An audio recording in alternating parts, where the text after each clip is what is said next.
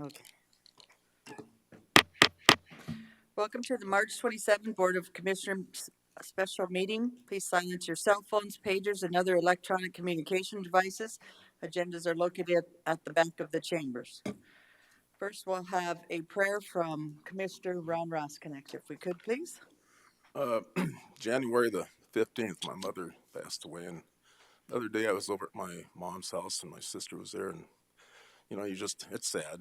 And she said, I want to show you something, Ron. And she showed me this verse out of the Bible. So today I'm going to try to read that. It's dated March 24th. This is a time in your life when you must learn to let go of loved ones, of possessions, and control. In order to let go of something that is precious to you, you need to rest in my presence, where you are complete. Take time to bask in the light of my love. As you relax more and more, your grasping hand gradually opens up, releasing your prized possession into my care. You can feel secure, even in the midst of cataclysmic changes, through awareness of my continual presence. The one who never leaves you is the same one that never changes. I am the same yesterday, today, and forever. As you release more and more things into my care, remember that I will never let go of your hand. Herein lies your security, which no one and no circumstances can take from you. Psalm 89, verse 15, Hebrews 13, verse 8, Isaiah 41, verse 13. Thank you. Thank you, Ron. Next, we'll have the Pledge of Allegiance. I pledge allegiance to the flag of the United States of America and to the republic for which it stands, one nation, under God, indivisible, with liberty and justice for all. Thank you. Next, we'll have the review and approval of the agenda, please. Madam Chair, Commissioner Drews. I would propose that we move item number 7, the update from the City of Rapid City. Mayor Allender is here up to this right underneath number 4 on the approval of the agenda. Do we have a motion that was by Drews? Do we have a second of that motion? Madam Chair, Commissioner LaCroix. I'd like to add the memo from the Rapid City Council to be followed right after Mayor Alder's report. So we have 2 changes. Mayor Allender will give an update on the city. Lloyd has an update from the Youth Council from the city that will be right following the mayor's presentation. That's the only change to the agenda. Can we have a motion to that change? No, I'm sorry. I'll second Commissioner LaCroix's. So we have LaCroix as the first this time and Drews as the second. All in favor say aye. Aye. All opposed? Motion carries. First, we'll have update from City of Rapid City Mayor Allender.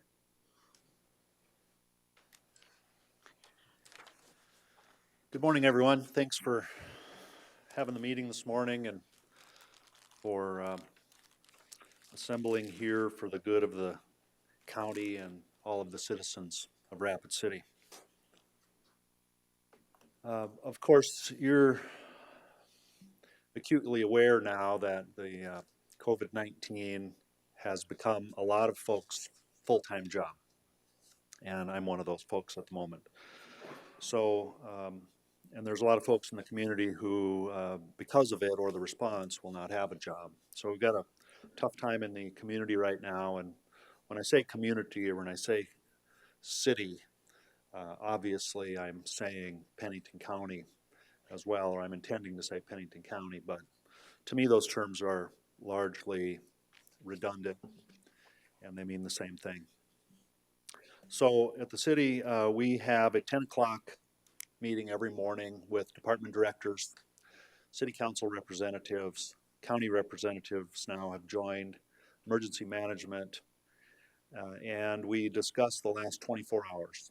We get updates from all the departments and all their functions on the adjustments that are being made, and there's a lot of attention necessarily paid to human resources, employee benefits, and that sort of thing, but throughout the scope of these meetings, which seems like we've been going on for 6 months, but it's really been about 10 days or 2 weeks.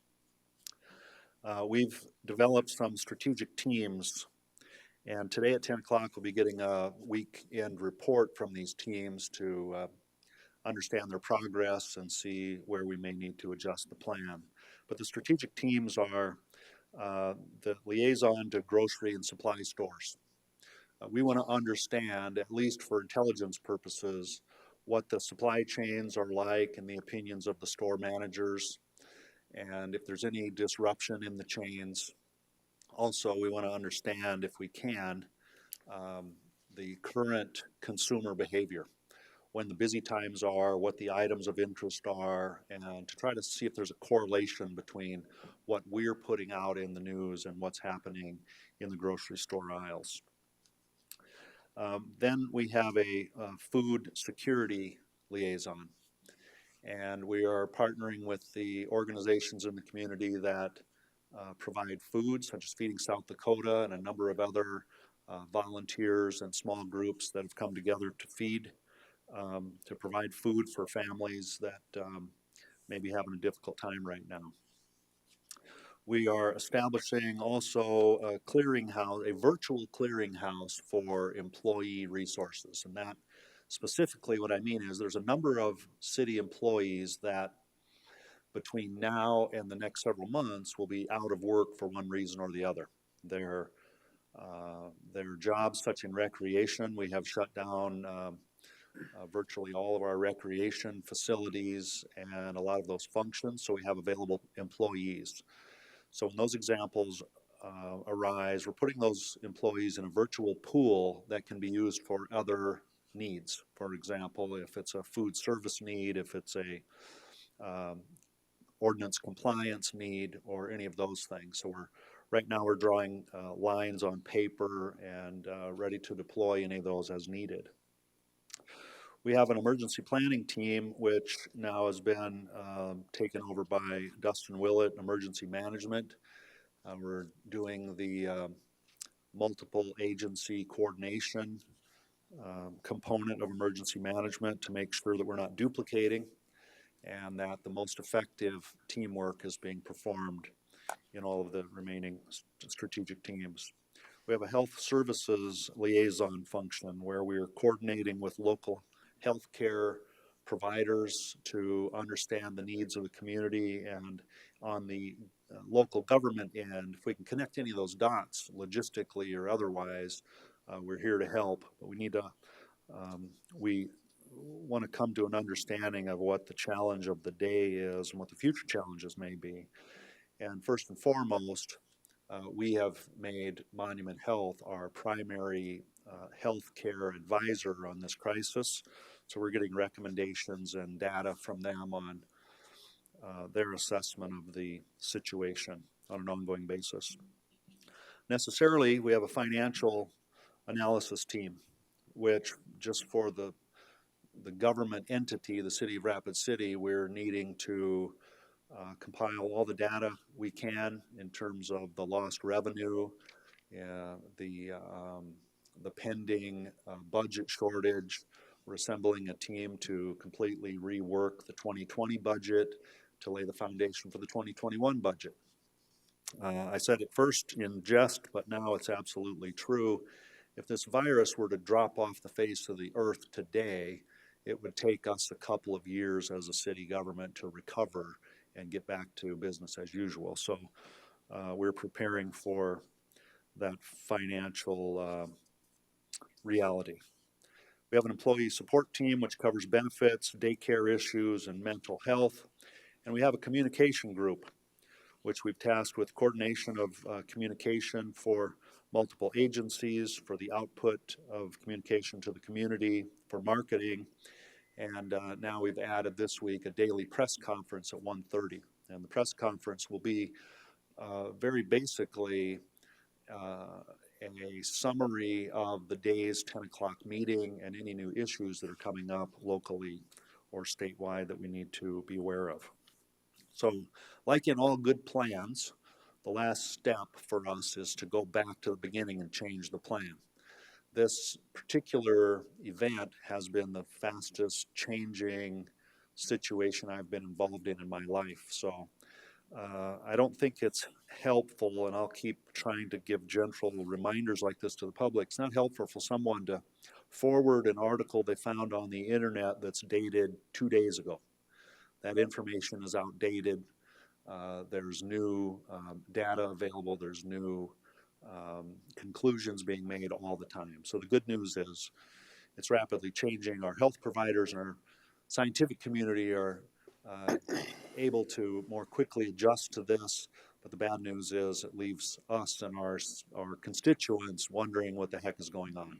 So I appreciate the relationship with Pennington County. I think we're um, getting on the same page, and we'll be in lockstep any minute as far as communication output and the way that we're seeing our obligation to the community members. So thank you all for that, and good luck. So, Mayor Allender, I thank you for coming today, and I'll keep saying team is good.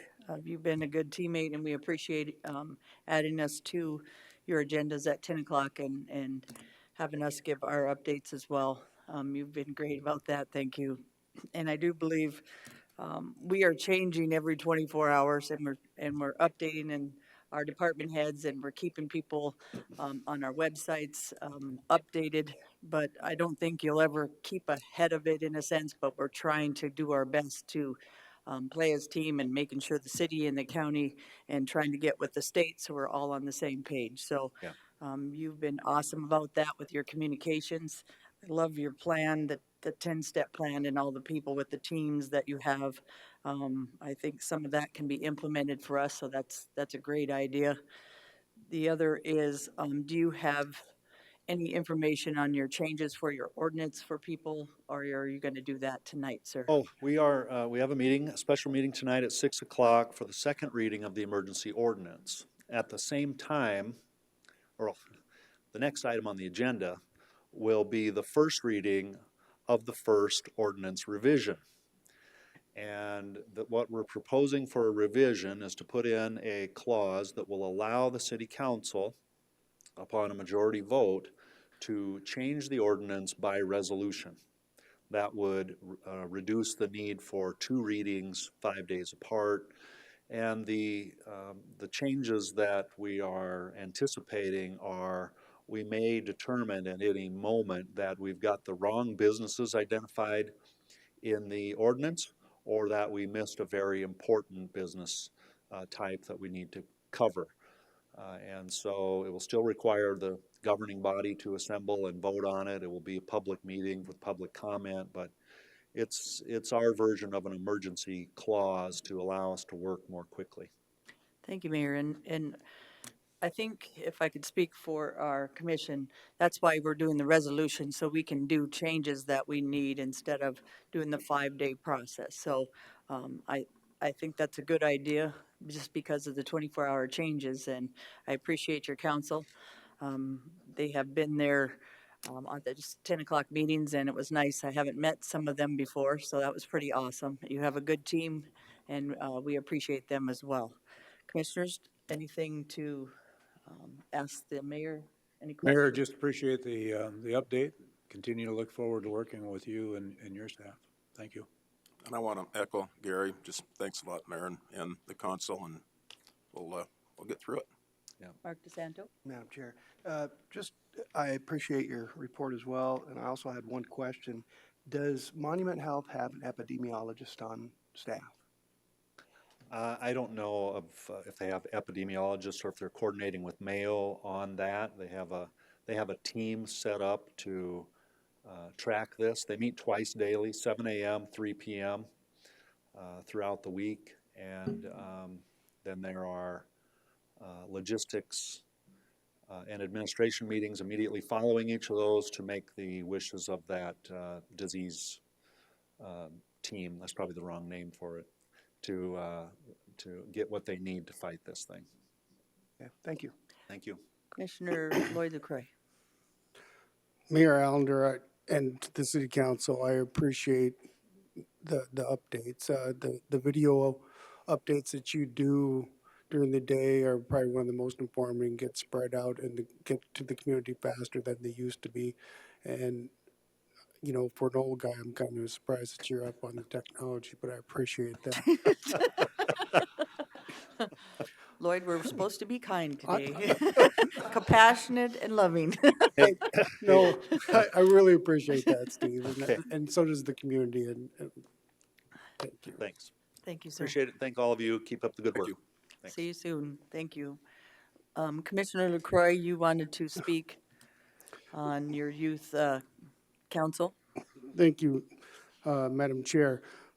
I think the best way to do this is I just gotten this last night with the Rapid City Youth Council had met by Zoom on Wednesday to discuss the city ordinance for the emergency ordinance for the public health crisis by implementing certain measures as they discussed. And I have to admit that that's the first time I've done a Zoom meeting, and it went very well.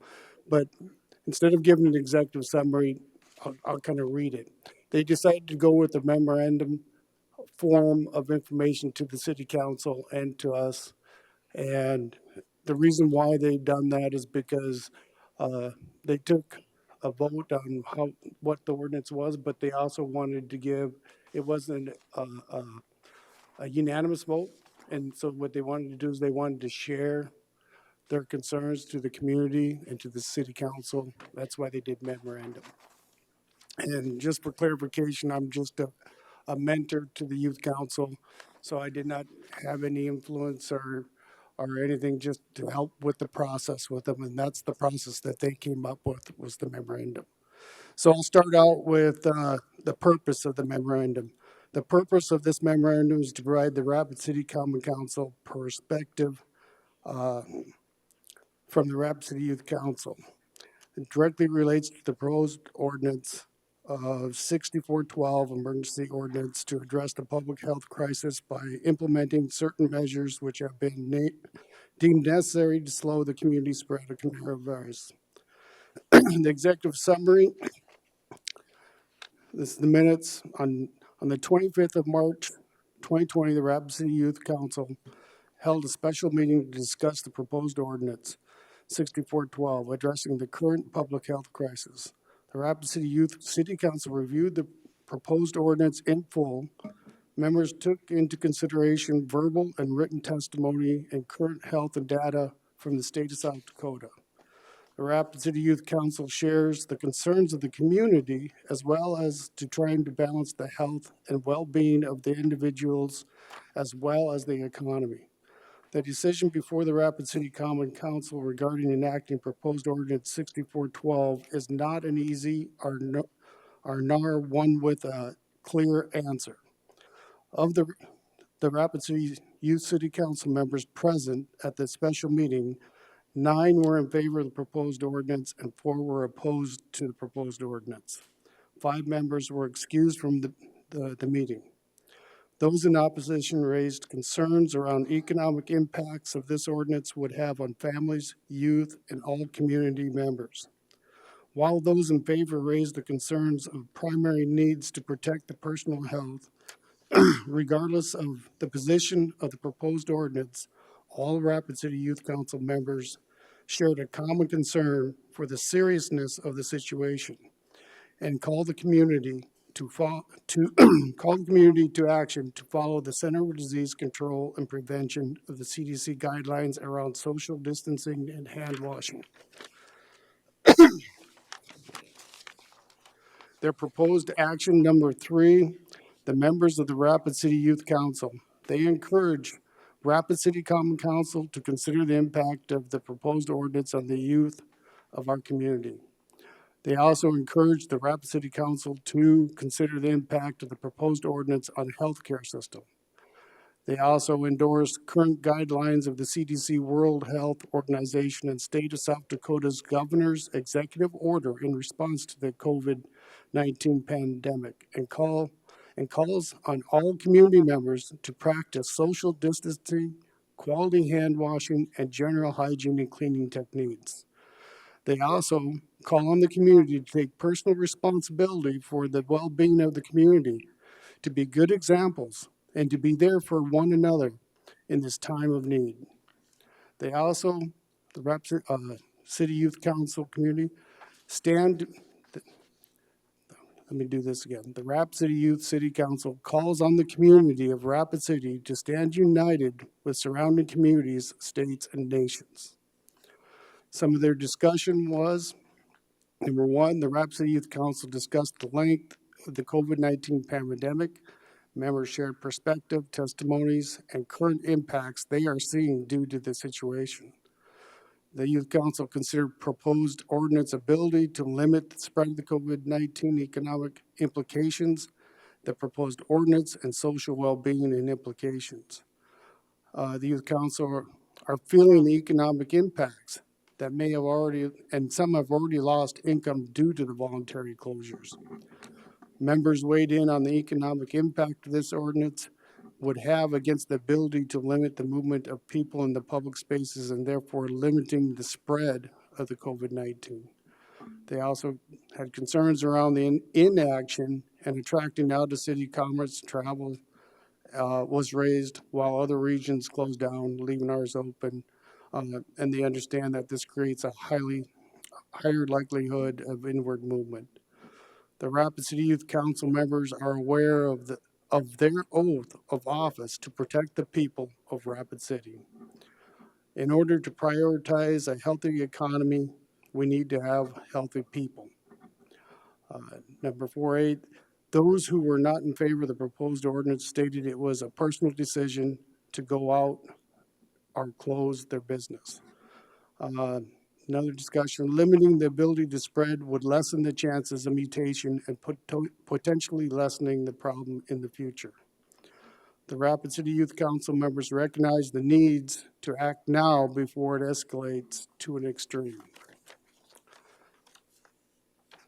Number 5, under implications, the Rapid City Youth Council finds the current public health crisis to be one of great seriousness, requiring us all to act as support to our community. The Rapid City Youth Council shares the nation's concerns around the economic hardships of the situation is imposing on our families and individuals.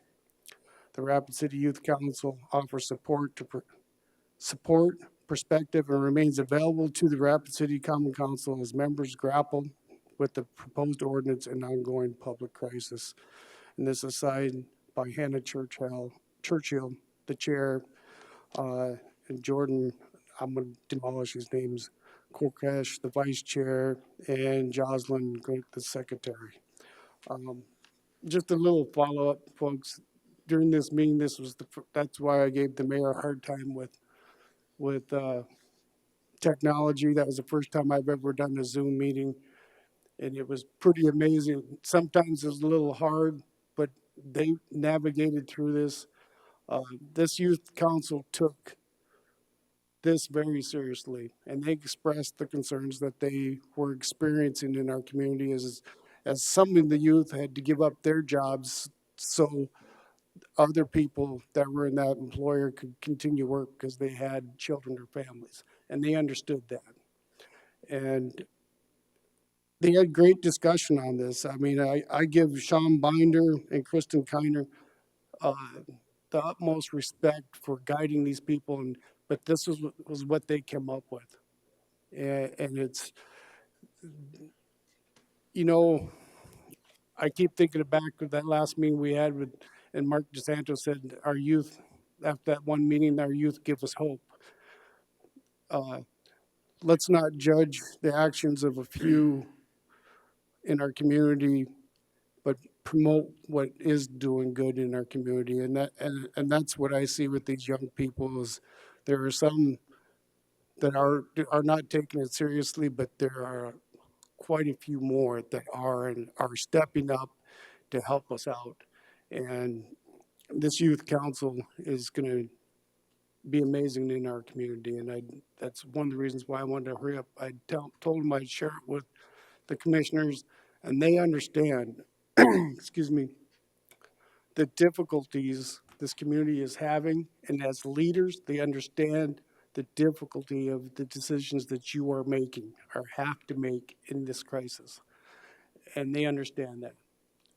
And they ask, one of the biggest things that they asked was, is as adults, our support in them is what, it was one of the things that I was expressed the most of.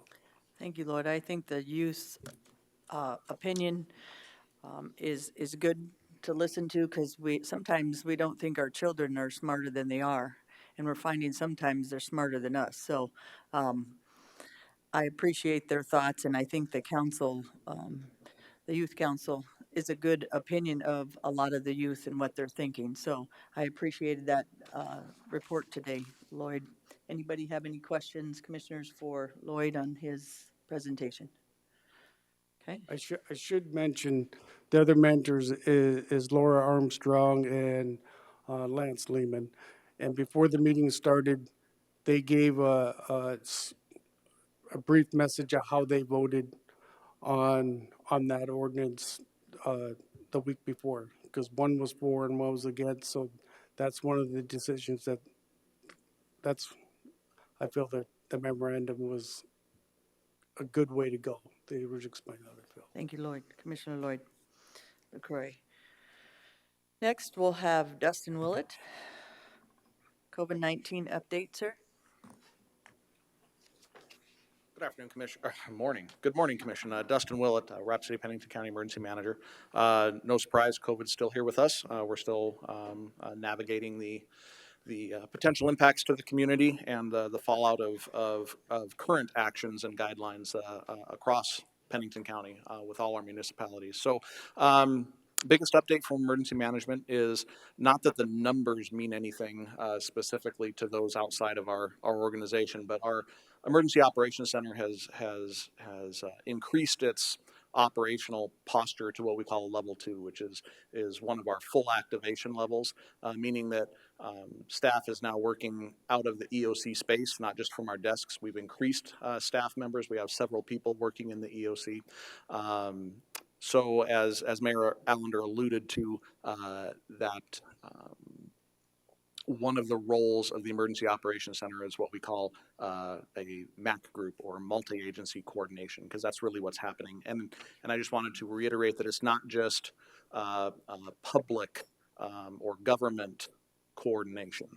So while we are coordinating with all the different elected officials and decision makers in all of our municipalities in Pennington County, we take the whole community approach. So faith-based community, social support services, the schools, education, elected officials, everyone that makes up what a community is. And the report, so Mayor Allender talked about his initiatives, the questions that they want answered through the teams. And so where applicable, those teams are integrated with our Emergency Operations Center operations. So we're answering those questions that the mayor posed, not just for the city of Rapid City, but for all of our municipalities across Pennington County and for Pennington County itself. So we had a operational meeting yesterday afternoon, and as I stand before you here today, there's a team of people working on that in the EOC. So we call it a battle rhythm, but the timeline for that product, there'll be a brief that's provided to the senior elected officials. So Chairperson Hadcock and Mayor Allender are in the top box of that structure. So we take our what we call EEIs, or essential elements of information. The questions that we work on are provided by Chairperson Hadcock and Mayor Allender, and then we will provide them with a brief. So we work all day on a brief. Basically, we get questions to answer or data points to chase. We work for a day on answering those questions, generating that data. We put it into a concise report, a nice format, and then the following morning, that brief is handed off. So it's about a 24-hour cycle in terms of the questions asked. We work those questions the next day, and then the following day we provide the report out on those questions. The structure that we base all that under is what's called FEMA Community Lifelines. So it's a collection of, and I apologize for the acronym soup, but we use emergency support functions, or ESFs, and we use recovery support functions, RSFs. We talk about critical infrastructure and key resources, and all of those fit into these FEMA community lifelines. And community lifelines are basically buckets of things that are essential to a community running. So health and medical, food and sheltering, safety and security, transportation, communication.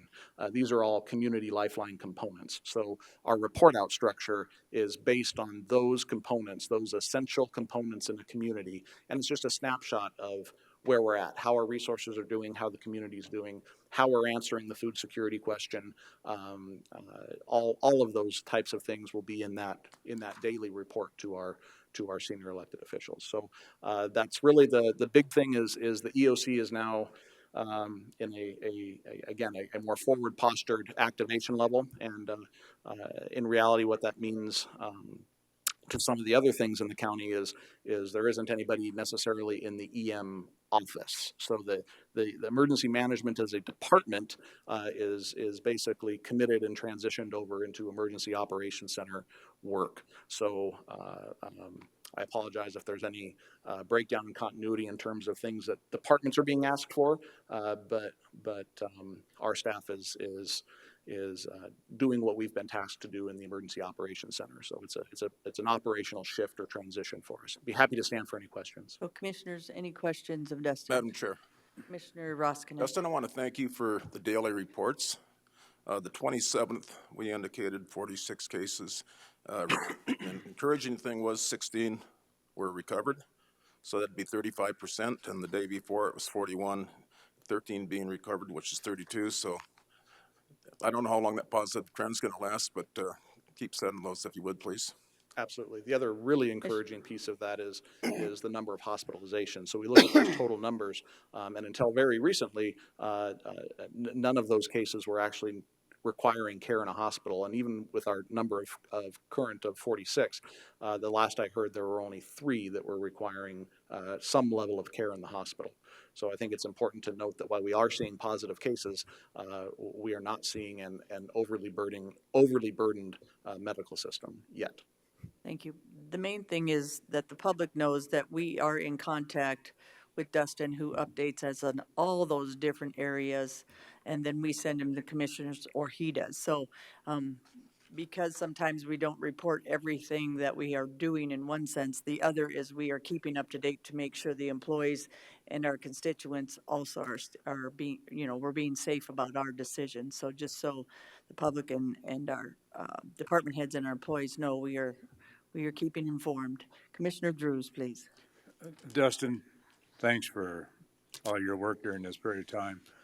Just for everybody else's information, it's obvious from the reports this morning we have a direct relationship with the city of Rapid City in regard to this, strong communication there. Just want to point out that between Dustin, the chair, and myself, we've talked to every community, every small community within Pennington County over this, basically to extend the thought that we're all in this together. It doesn't make any difference where you live at this point in time. We're all in this together. There may need to be some support for various activities as we move forward. We have offered that support from the county of those services that we have available to those if they have that need. But I think the main thing is we wanted to point out that if they have needs, if they identify needs, they need to let us know. They're primarily going to do that through Dustin, more than likely. And so that's why these daily updates are so critical for moving forward with it. So thank you, Dustin. Very welcome. Gary, or Commissioner Drews, one more thing about the counties. You have been in contact with the counties as well, sir. We've had, I serve on the executive board of the South Dakota County Commissioners, and so we've had special conference calls relating to counties throughout the state. obviously, we're all trying to put on a little bit of the same face so that we're not dealing with a lot of different avenues in different areas of the state, trying to have some consistency there, even though western South Dakota has not been impacted at this point in time near as much as what eastern part of the state has been. But we're still trying to keep that communication open so we understand what's going on. We're stealing ideas from them. They're stealing ideas from us as to how to make this work better for all of us.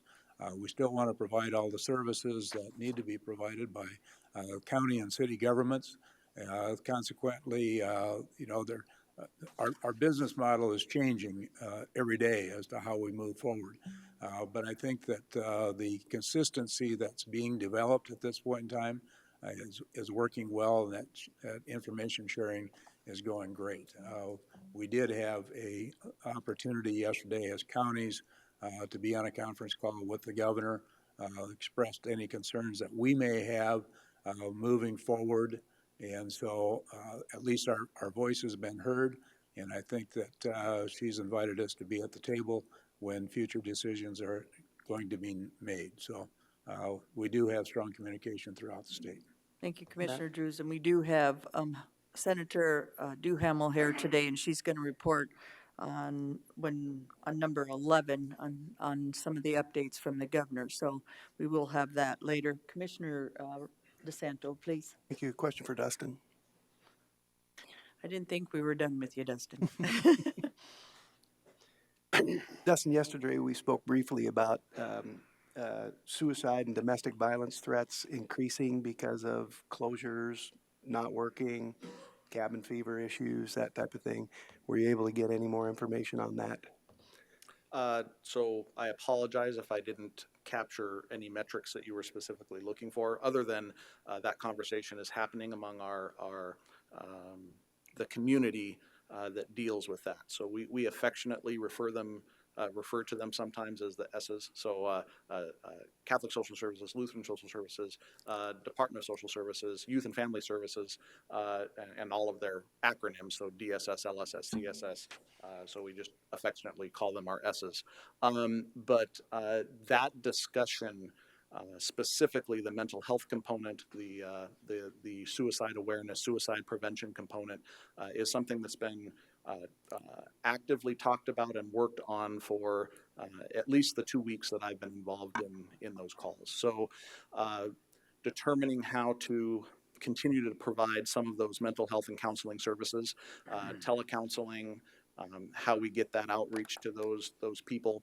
One significant thing, and it carries over into all aspects of social support, including counseling and suicide prevention, is we recognize that the scope and scale of this event is touching people who were otherwise relatively secure in their jobs, their homes, their families, and so a lot of these social organizations are adapting on the fly to a large influx of casework with a population that is not familiar with navigating the system.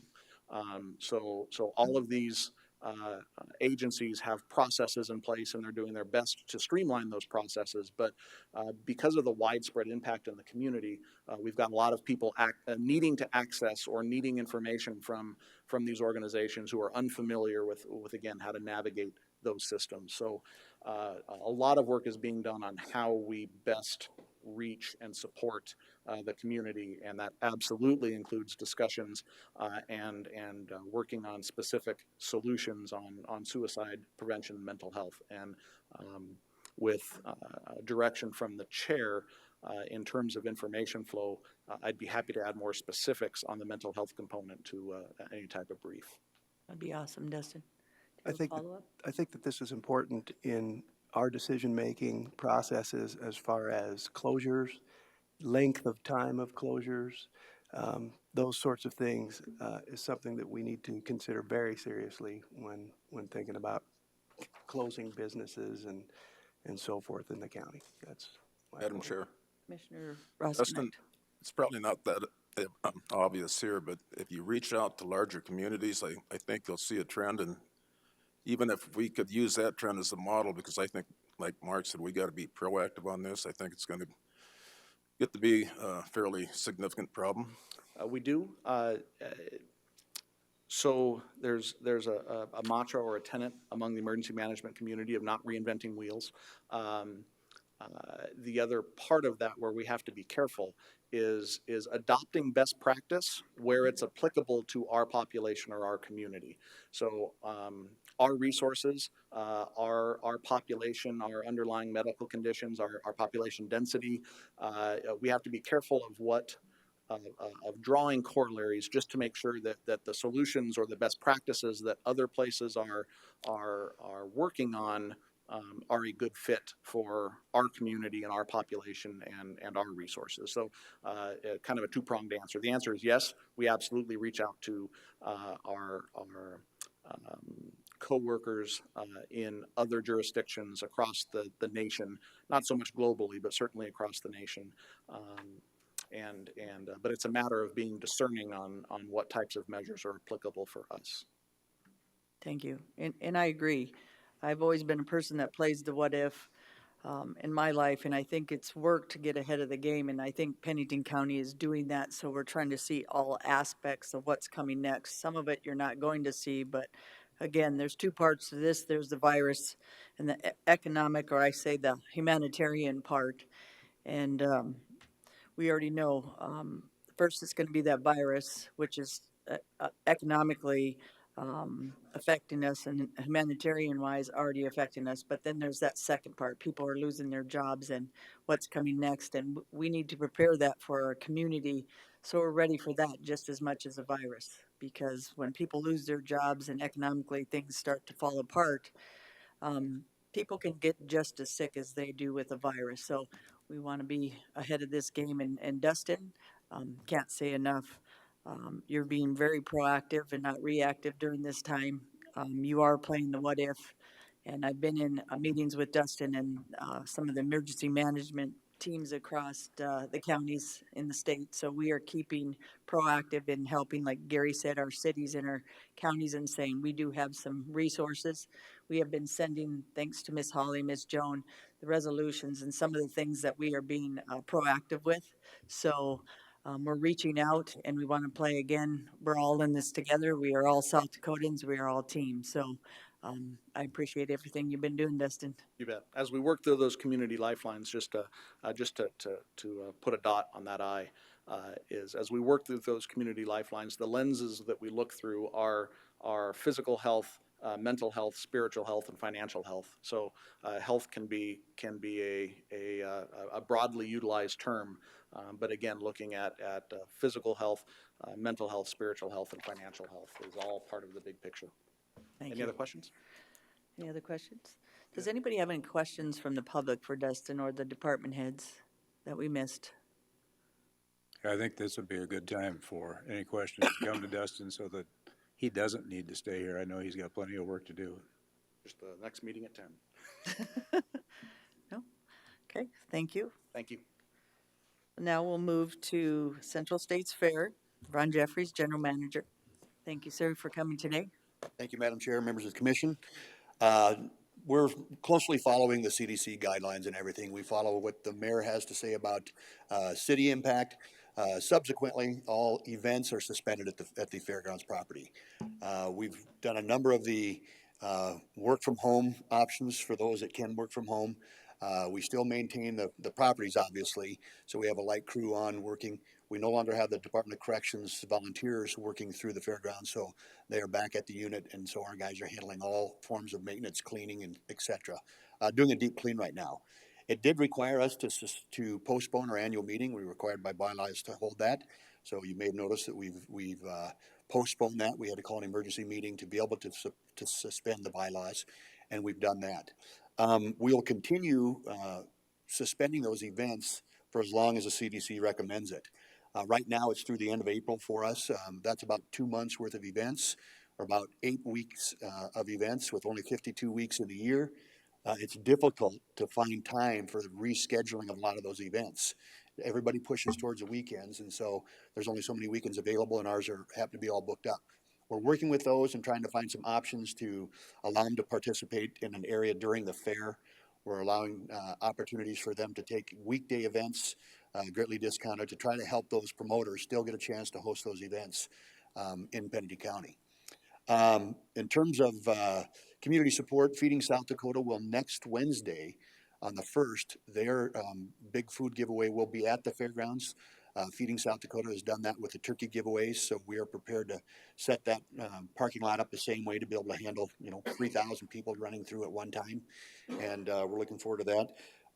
We also have visited with the auditor's office that if the case may require, about being an emergency polling station at the June election. We hope not. We hope we're done in short order, but we're prepared to do that if necessary. Also, I wanted to also compliment the Pennington County Emergency Management Division because they do the weekly update for the entire community. So we've been in on those calls and listened to those calls and get a greater feel from everybody else. We're still planning the fair. So our staff is still working on all the paperwork that entails. One of the problems we're having, obviously, in addition to the COVID-19, is that Nashville was hit by a tornado just prior. So a lot of our Nashville contracts that come out for fair entertainment are in limbo. So it's a wait and see.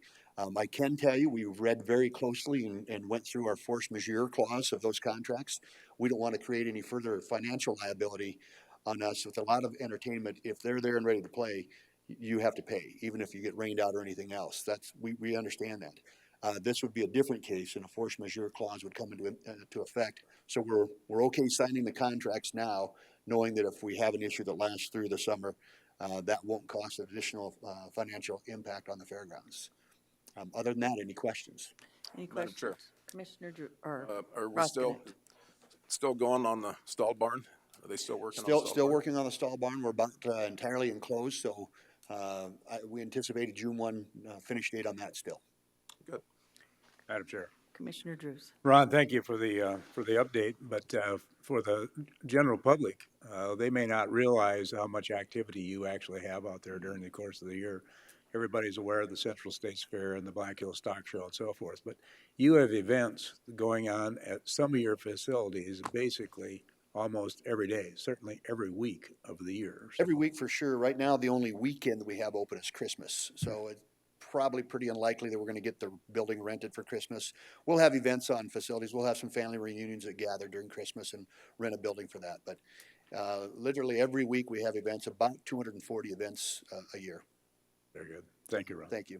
So, Mr. Jeffries, is there any emergency services or anything besides, I'm hearing that they need to house, if some of the emergency service people, I have reached out and Mr. Drews and others have reached out to try to figure out through the hotels for if they could take floors, meaning if you have emergency people that are getting sick as well. So is there anybody reaching out to use the facilities for some of those types of things that they need help with that you're willing to move forward with? No one's reached out to us yet, but obviously if we're not hosting events, we have facilities available for other use.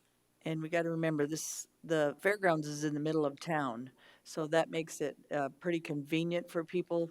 I know we talked with Mr. Jaggers on an issue and it just came to pass, but at this time, I don't know if anything's moving forward, but I'll have them get in touch with you with that event that they're talking about, so Glad to. thank you, sir. Thanks, Ron. Thank you. Ron? Thank you, Ron. Thank you. So next, we have a resolution to set hours of operation of county offices established by the Board of County Commissioners and declaring an emergency. Commissioner Drews, if you would read that, please. Pennington County Resolution, a resolution to set hours of operation for county offices established by Board of County Commissioners and declaring an emergency. Whereas SDCL 7-7-2 requires the Board of County Commissioners to, by resolution, establish the hours of operation for each county government department and office, except for the offices of the sheriff and state's attorney.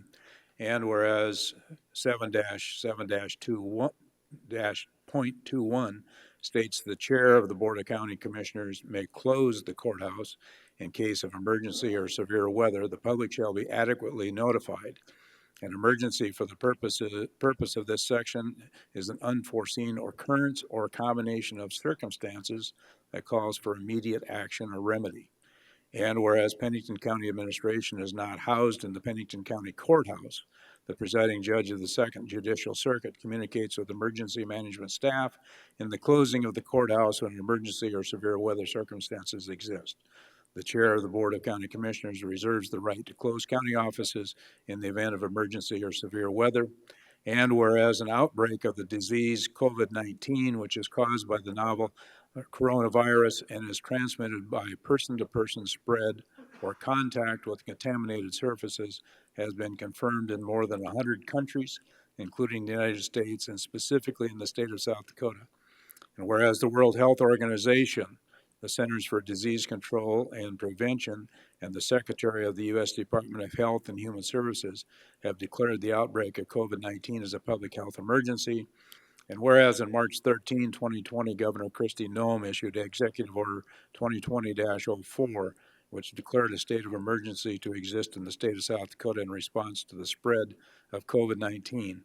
And whereas the CDC and health experts have recommended social distancing to slow the spread of COVID-19, and whereas on March 23, 2020, Governor Noem recommended through Executive Order 2020-05 that local governments implement employee arrangements designed to reduce the likelihood of spreading the disease, and whereas the failure to successfully implement social distancing will likely result in higher numbers of infected individuals and has the potential to overwhelm the capacity of local health care providers, and whereas it is important that control measures be taken to reduce or slow down the spread of COVID-19 in order to protect the health and safety of Pennington County residents, and now, therefore, be resolved by the Pennington County Board of Commissioners that the County Administration Building located at 130 Kansas City Street, Rapid City, South Dakota, shall be restricted to the public beginning Monday,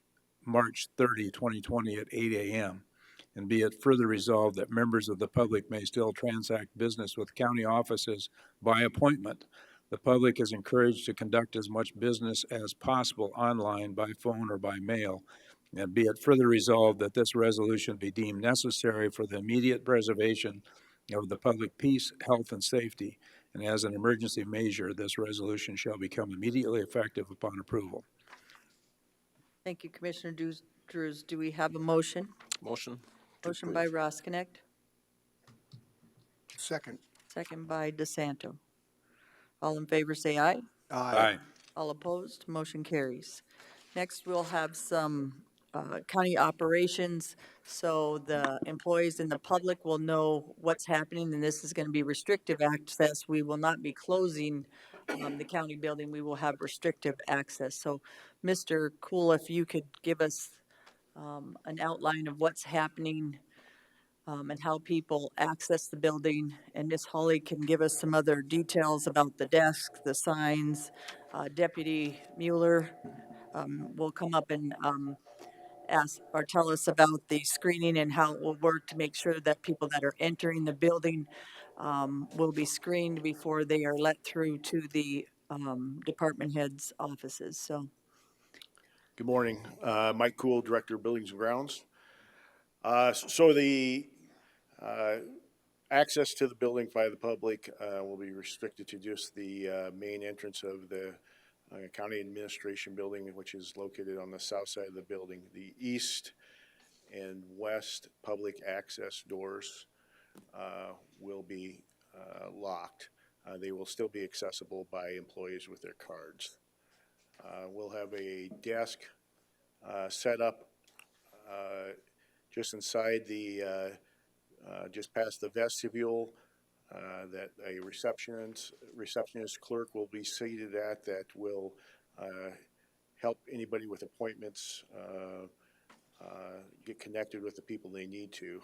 There'll also be a deputy sitting up there at the information desk where they normally reside. There is also a drop box that will be utilized, and I think others will have more information about how that will be used. That is located just inside the vestibule of that area. thank you. And otherwise, movement through the building will be controlled with ribbon barriers and such, and generally people will be escorted to wherever they need to be by department staff. Thank you. Barry, do you guys have a plan of action that you can tell the public that you guys are doing? And Sheriff, maybe on your department as well, an update on what you're doing for your public safety building and the jails, so the public will know. And I apologize, I just thought of this to, I'll defer to Sheriff Tolman, and then I can speak on Health and Human Services side of okay. things. And your name is, sir? Barry Tice, the Director of Health and Human Services. Thank you. Kevin Tone, Pennington County Sheriff, thank you. Some of the changes we've made are gonna basically model what you're doing over here, and we're taking that from what we've done at the courthouse, basically. So same thing with the public safety building, we're restricting access just off the south side, which is the Kansas City Street side. And when you come in, you'll be greeted by a staff person and then either a deputy or a police department officer.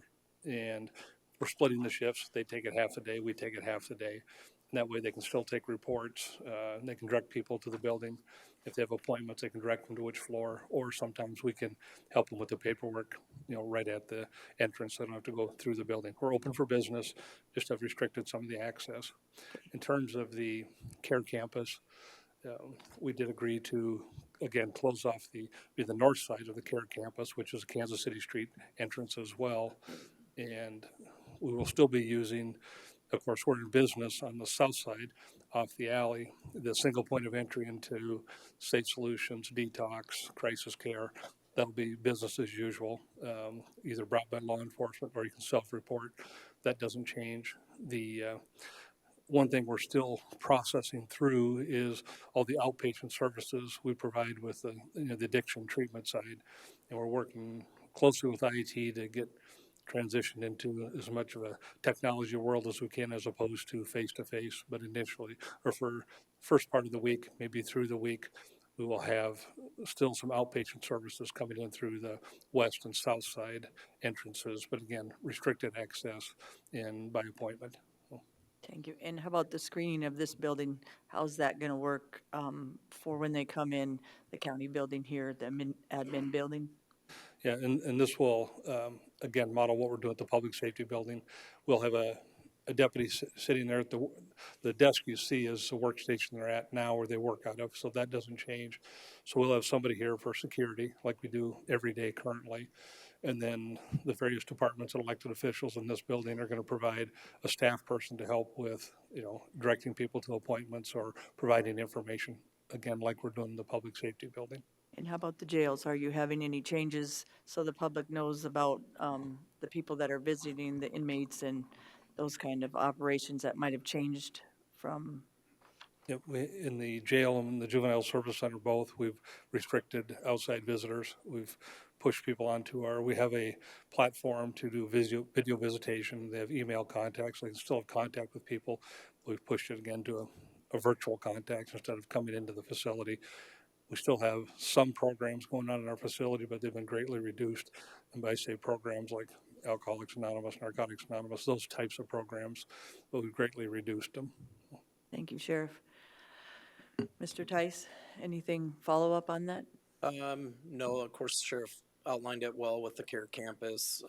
We are up and running, and I'm pleased to say that it's going pretty well from Health and Human Services standpoint when it comes to, especially what we'll be facing in the next few months is the economic assistance on rental assistance. And so a majority of the staff are working from home at this point. And then today, and probably today, we'll get a sign up on the front door for Monday that will list the contact information so that we can conduct virtual appointments, whether it's telephone or Zoom. And so, yeah, I feel like we're in pretty good shape, and we will really go down to minimizing any sort of contact with the public and utilize technology in our favor. Thank you. And the bottom line is the county is restrictive access, but all the departments, auditors, treasurer, planning, by appointment only. You have to call or email these departments, and they will, if they need to bring you in, or they need more, you need more information, or like Audra's department with marriages and some of the things in her department that she needs to, the public still needs to conduct business with.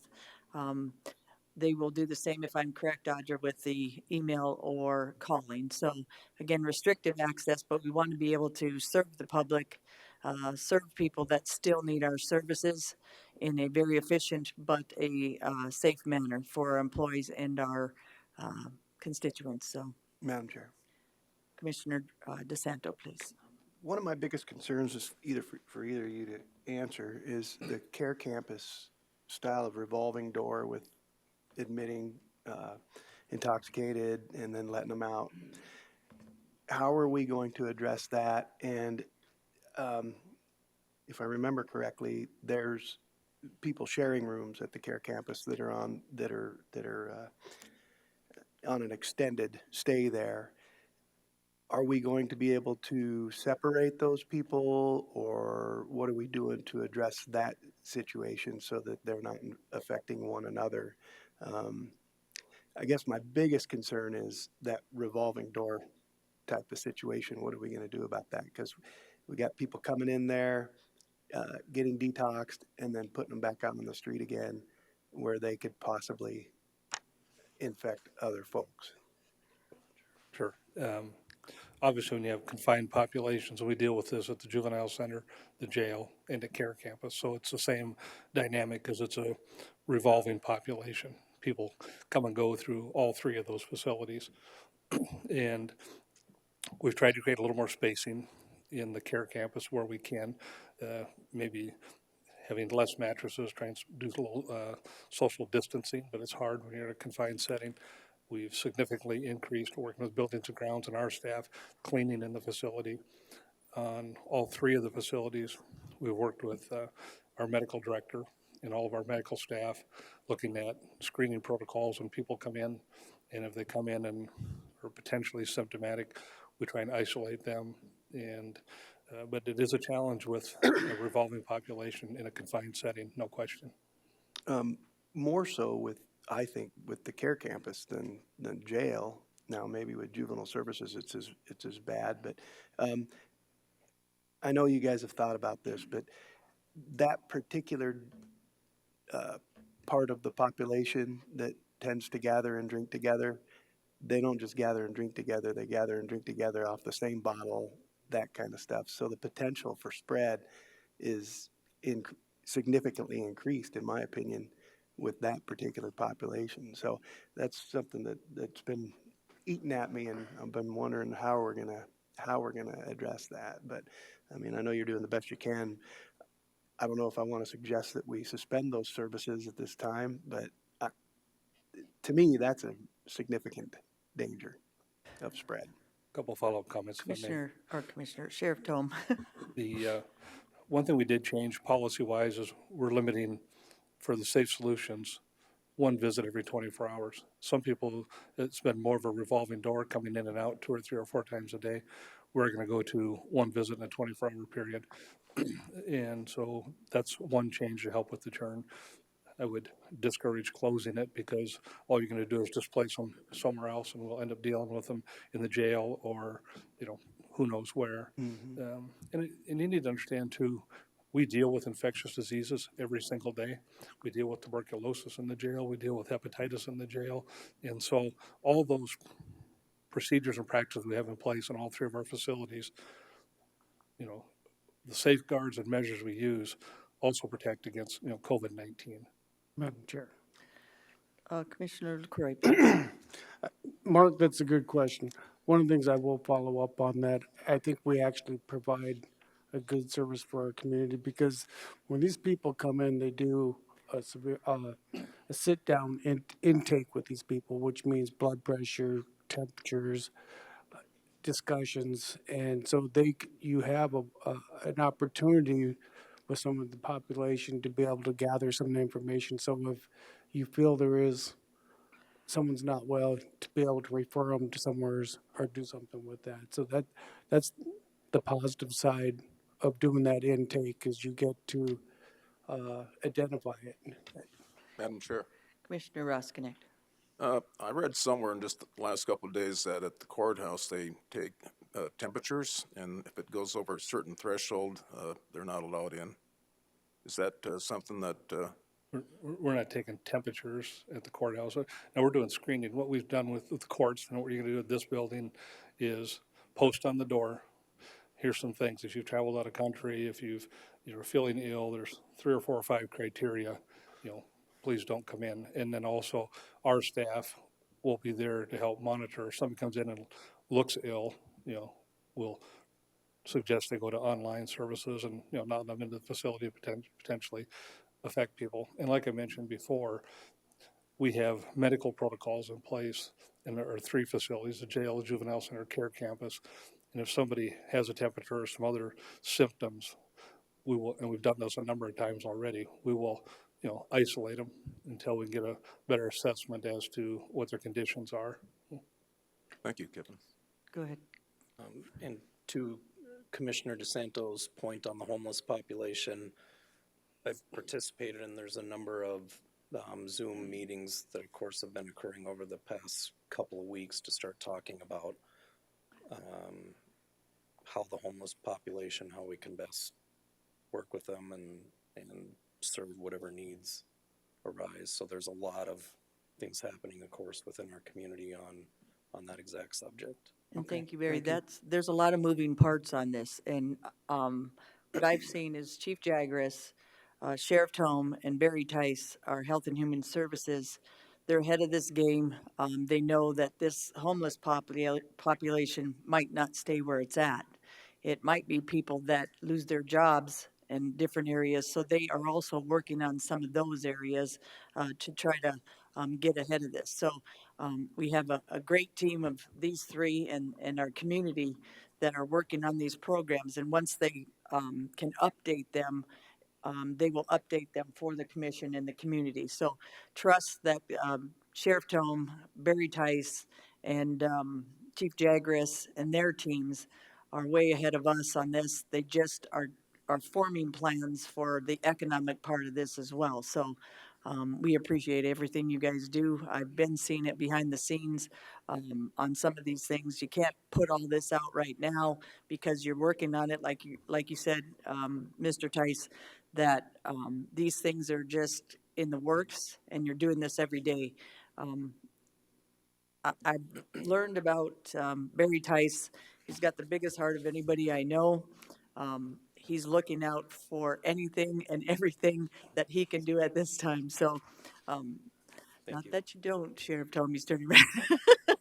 I was teased Barry about being warm and fuzzy. But Write that down, Barry. But again, these teams, these 2 people, our sheriff and our Health and Human Services, they're way ahead of this game, and they are looking at the homeless. They're looking at what's coming next with economics.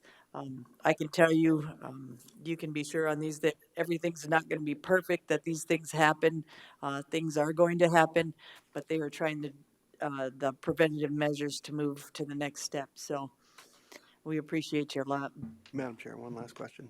Commissioner DeSanto. We're still in control of our property on Lacrosse Street, correct? That's correct. So that could be an option for separation and isolation. Just a thought. Madam Chair, if I may. Sheriff Tome. We've actually had some preliminary discussions about that with Buildings and Grounds. What would it take to kind of bring it back online, so to speak? Most of it just needs cleaned. I mean, the utilities, water, all that's on, but that is an option that's on the table if we need that at some point. Very good. Thank you. Thank you, gentlemen. There's a few different options that are going around right now on what we can do. So they haven't been basically finalized, and when those get finalized, you will know what's happening, commissioners. So we're ahead. So did I miss anything? Anybody have any questions for Sheriff Tome or our Health and Human Services, Barry Tice? Thank you. Thank you. Thank you. One more area, Miss Holly, if we could talk about the drop boxes and the signage for the public. Thank you, Miss Holly. Yeah, most of the information's already been mentioned on how we're gonna handle upstairs. It is restricted access. We will have the single point of entry. The desk will be staffed by, individuals from all of our different offices in 3-hour blocks. They will be checking people in. A big thanks to IT. They have set up an appointment program that will be rolling out to the departments later this afternoon, that employees can go in and add their appointments in so that it's real time for the individual sitting at the desk. I know some departments will not be taking appointments. They have the ability to complete all of their business via mail or online. When someone comes in, they will be screened by the deputy, they will be checked in by the clerk. If they don't have an appointment, they will be given an information sheet that has all of the contact information for all of the individual departments on it, and asked to contact them and come back at another time. Outside in the vestibule, which is open 24/7, we will be putting up signs after 5 o'clock today that indicate where the drop boxes will be.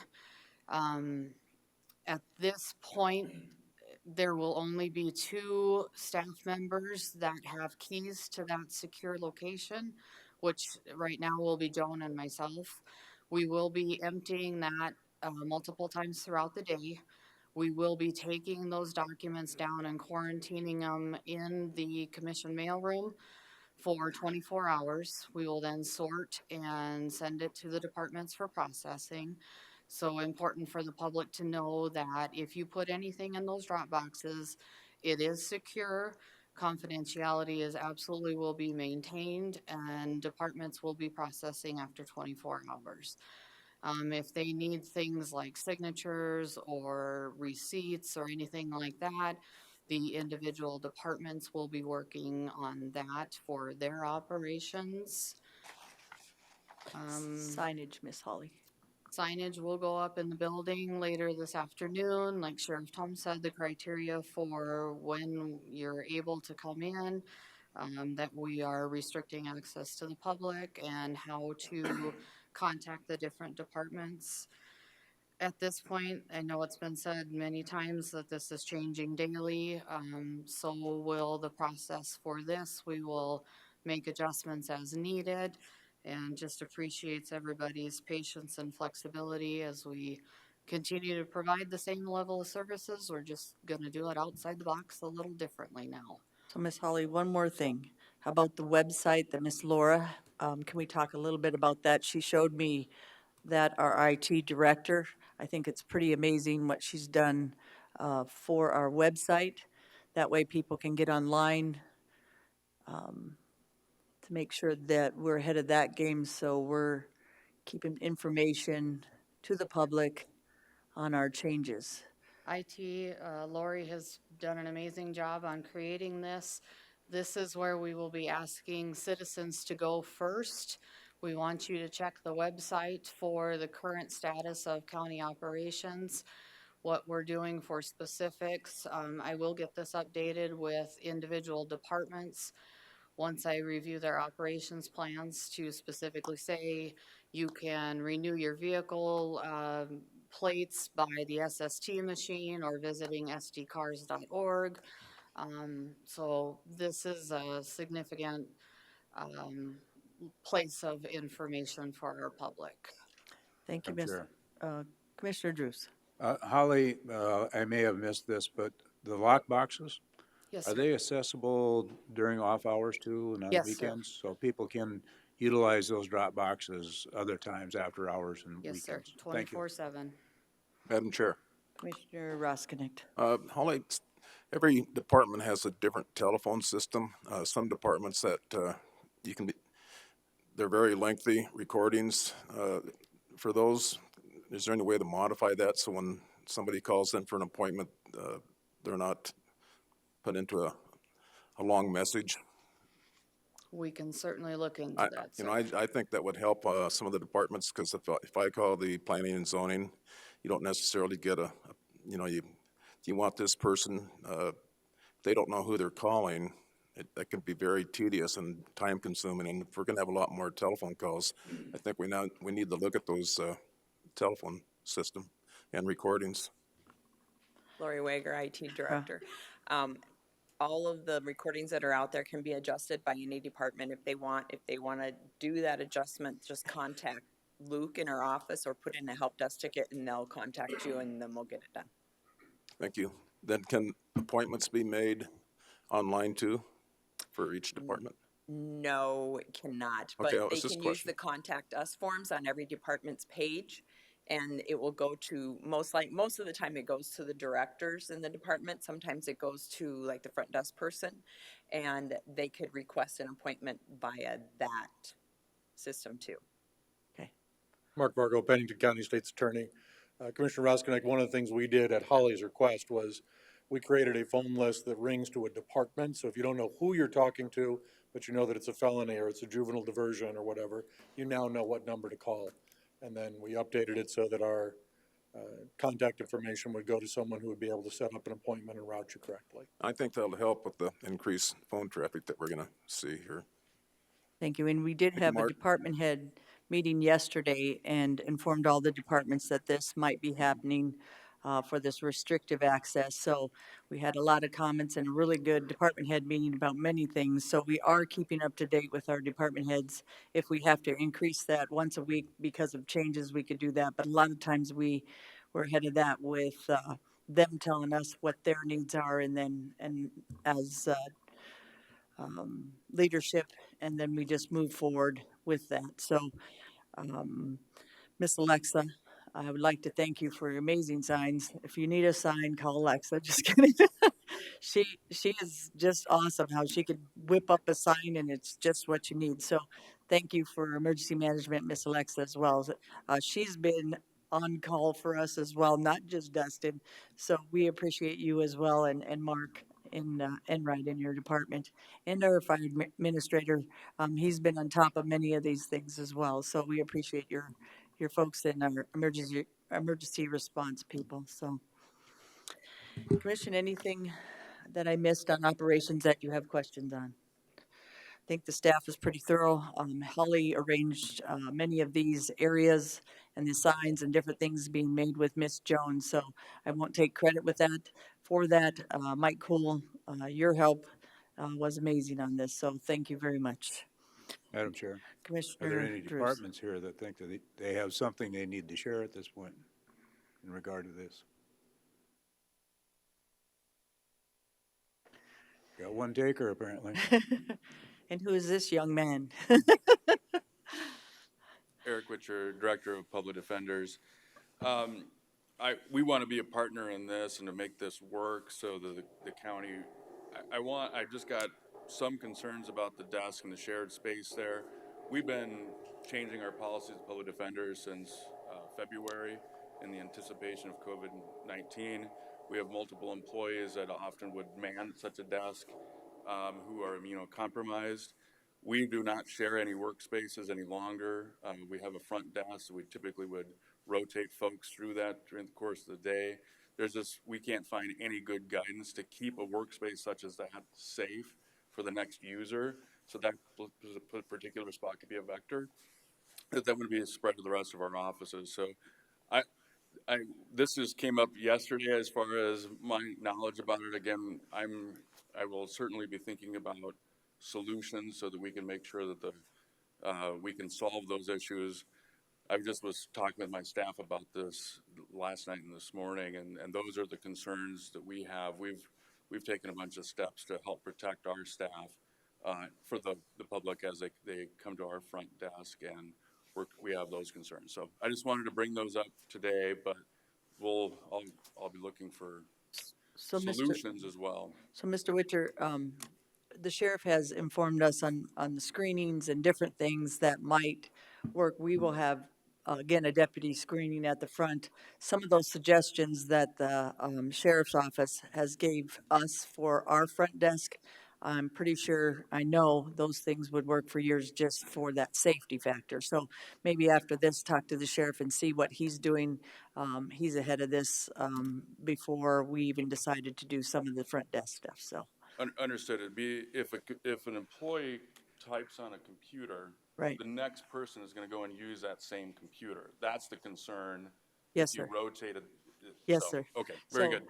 thank you. If you talk to the sheriff, he's got you covered. Madam Chair. Thank you. I think we all recognize that this is a very fluid situation, and adjustments probably going to have to be made within the offices themselves. I don't think there's a lot of those things you're going to need any approval from. Whatever you feel is keeping your employees safe and keeping the public safe, I think you move forward, let us know what you're doing, because whatever you're doing may be applicable to other departments too. So, thank you. And we did have that yesterday for our department heads to work as teams of anything you find that is very efficient, move ahead with the other departments. We talked about a few different hour changes and flexible schedules and different things that would work more efficiently for the county in this time. So share with each other anything we could share with the public that we know is working and it makes it efficient for them. That's good too on your websites that Ms. Hawley can update at any time. Madam Chair, Commissioner DeSanto. I have a suggestion that I actually saw yesterday at an office with multiple people using keyboards. They were taking pieces of saran wrap, putting it over the keyboard, and then when they were done using the keyboard, they took their saran wrap, threw it in the garbage, and then the next person that came along to use the keyboard put the saran wrap, their own saran wrap over the keyboard. Thank you. Good idea, Good idea. Madam Chair. Commissioner LaCroix. I just like to share, I think he's got some legitimate concerns. I've been taking lots of questions like this, not only more so in the public, and I think the county's been doing a really good job of following the guidelines and expecting what you do, but I think another thing we need to look at is some employees are a little more concerned than others, and find what that comfort zone is for that employee. If it needs to be the saran wrap and they want to use that, I think that's good, but I think just good old-fashioned communications and how to get through this to help them feel comfortable is the key. Thank you. And we gave the guidelines to the department heads, and then they know they have to work accordingly because each department is not going to be the same. So we do have that covered in many areas, but like Mr. Witcher said, some of those things we need to share maybe a little bit more. If you have concerns, maybe talk to each other, which we already do. Let's help each other. So thank you for your question too, Mr. Witcher. Next, we'll move on to number 9, a resolution to address the public health crisis by recommending certain measures to slow the spread of coronavirus, COVID-19, and to declare an emergency. Commissioner Drews, if you would read that, sir. This is a longer one than the last one. Pennington County Resolution.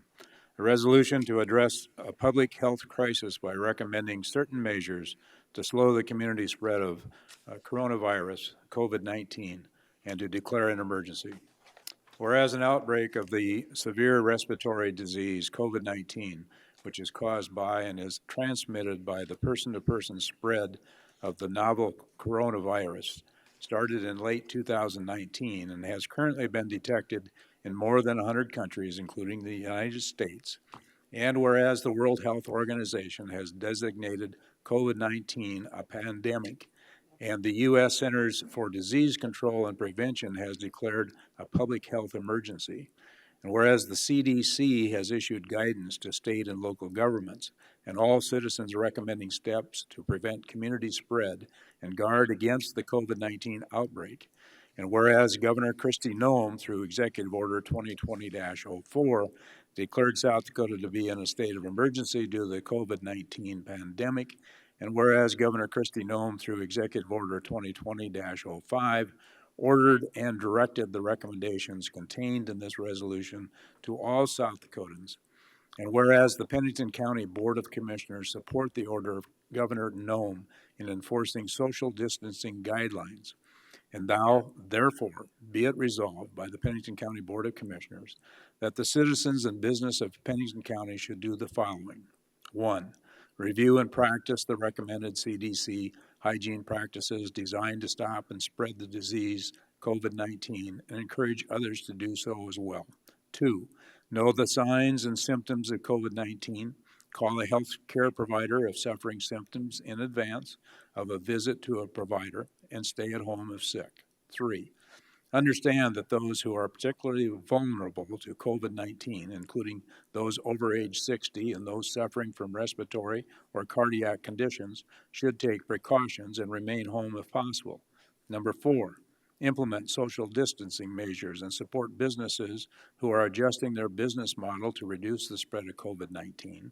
5, assist those who work in essential jobs such as emergency personnel, medical professionals, and law enforcement. All employees, both for the profit and not-for-profit within Pennington County, outside the exterior boundaries of an incorporated municipality should, 6, implement the recommended CDC hygiene practices and other business strategies designed to reduce the likelihood of spreading the disease. 7, understand that the COVID-19 is not a short-term challenge, and operations will need to endure a difficult and limited social environment for potentially 8 weeks or more. Number 8, innovate and continue to demonstrate entrepreneurial excellence in their operations during this difficult and uncertain environment. 9, encourage staff to telework if possible, implement social distancing measures, limit unnecessary work gatherings, limit non-essential travel, and consider regular health checks, including CDC guidance for COVID-19 screening if possible. 10, offer, to the extent possible, special shopping times or access periods for populations particularly vulnerable to COVID-19. Any enclosed retail business that promotes public gatherings within Pennington County outside of the exterior boundaries of an incorporated municipality should, number 11, suspend or modify business practices as recommended by CDC guidance that involves 10 or more people to be in an enclosed space where physical separation of at least 6 feet is not possible. 12, continue offering or consider offering business models that do not involve public gatherings, including takeout, delivery, drive-through, curbside services, off-site services, social distancing models, or other innovative business practices that do not involve public gatherings in an enclosed space.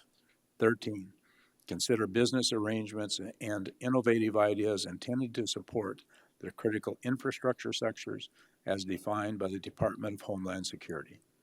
For the purpose of sections 11 through 13, an enclosed retail business that promotes public gatherings mean any enclosed facility operating as a bar, restaurant, brewery, cafe, casino, coffee shop, recreational or athletic facility, health club, or entertainment venue. Be it further resolved that this resolution is deemed necessary for the immediate preservation of the public peace, health, and safety, and as an emergency measure, this resolution shall become immediately effective upon approval. Thank you, Commissioner Drews. Do we have a motion? So move. Moved by Commissioner Second. Drews, second by Commissioner Roskinek. Discussion? Madam Chair. Commissioner Drews. I think just as a follow-up, we know that the model that's being followed at this point in time is that the estimate is that 3 out of every 10 individuals are going to be infected with this virus before it's over with. And so it's in all of our best interest not only to protect ourselves and our family, but especially protect those that are probably most vulnerable to this. You know, if we could, you know, as an area, keep that model lower than what is suggested, to 3 out of 10, that would be great for us. So if we could lower that model, it would be very much appreciated. Madam Chair. Thank you. Commissioner Roskinek. I'd like to take this opportunity to thank the businesses in my district, which would be District 1, pretty much between Rapid City and Hill City. Most of the wineries, they've closed down. The Alpine Inn announced a couple of days ago that they will no longer have inside dining. A lot of these businesses are adapting to, according to the guidance, takeout and you know, I just appreciate the community of Hill City and the businesses taking the sacrifice, but they don't have to be told to do this. They're just doing it because we just got a bunch of good folks. Madam Thank Chair. you. Commissioner DeSanto, please. I would like to thank this Board of Commissioners for this particular resolution, because what I believe is this reflects our trust in our businesses and our citizens, that they're intelligent, they're aware, and that they're addressing this situation with seriousness without being forced. They're not being, this isn't a law, this is a recommendation, but at this point in time, from what we're observing, these recommendations are already being followed. So again, I like this resolution because it it shows our confidence in our citizens and our businesses. So thank you. Thank you. Commissioner LaCroy, please. Thank you, Madam Chair. I think, like kind of what Mark said, this is what the youth council struggled with. Should you enforce it? Should you not? I mean, they had great discussion on this. And one of the things they did say, and even my belief is that, and as Mark said, some businesses can get more creative. They're not going to have the business they have, but they want to be able to keep their their key ones going that they can. And by being innovative, they might be able to do that because they know once things come along, employee retention was hard. 3 months ago, it was hard to keep a good employee on because there was many jobs open. Now we're going to have many that could go astray if you have a good employee. But I think you're absolutely correct. The community are looking at the CDC guidelines and they're looking at what they need to do and they're going to modify. And I think it brings out the best in our community. Some of it has. And there's always going to be criticism that some are after the almighty dollar. But I mean, curbside pickup, calling in your order, these are pretty creative things that they're not making the money they need before, but they're trying to still help our community be able to come out, grab some food, do what they need to do, go back home, to keep to themselves and keep the social distancing. So I applaud some of those businesses that are taking those steps. Some have taken additional steps to shut down. That's their choice. Maybe they couldn't conform to that model, but I think the community is coming together, and I think we just need to all come together and help each other out. Madam Chair. Commissioner DeSanto. One more compliment.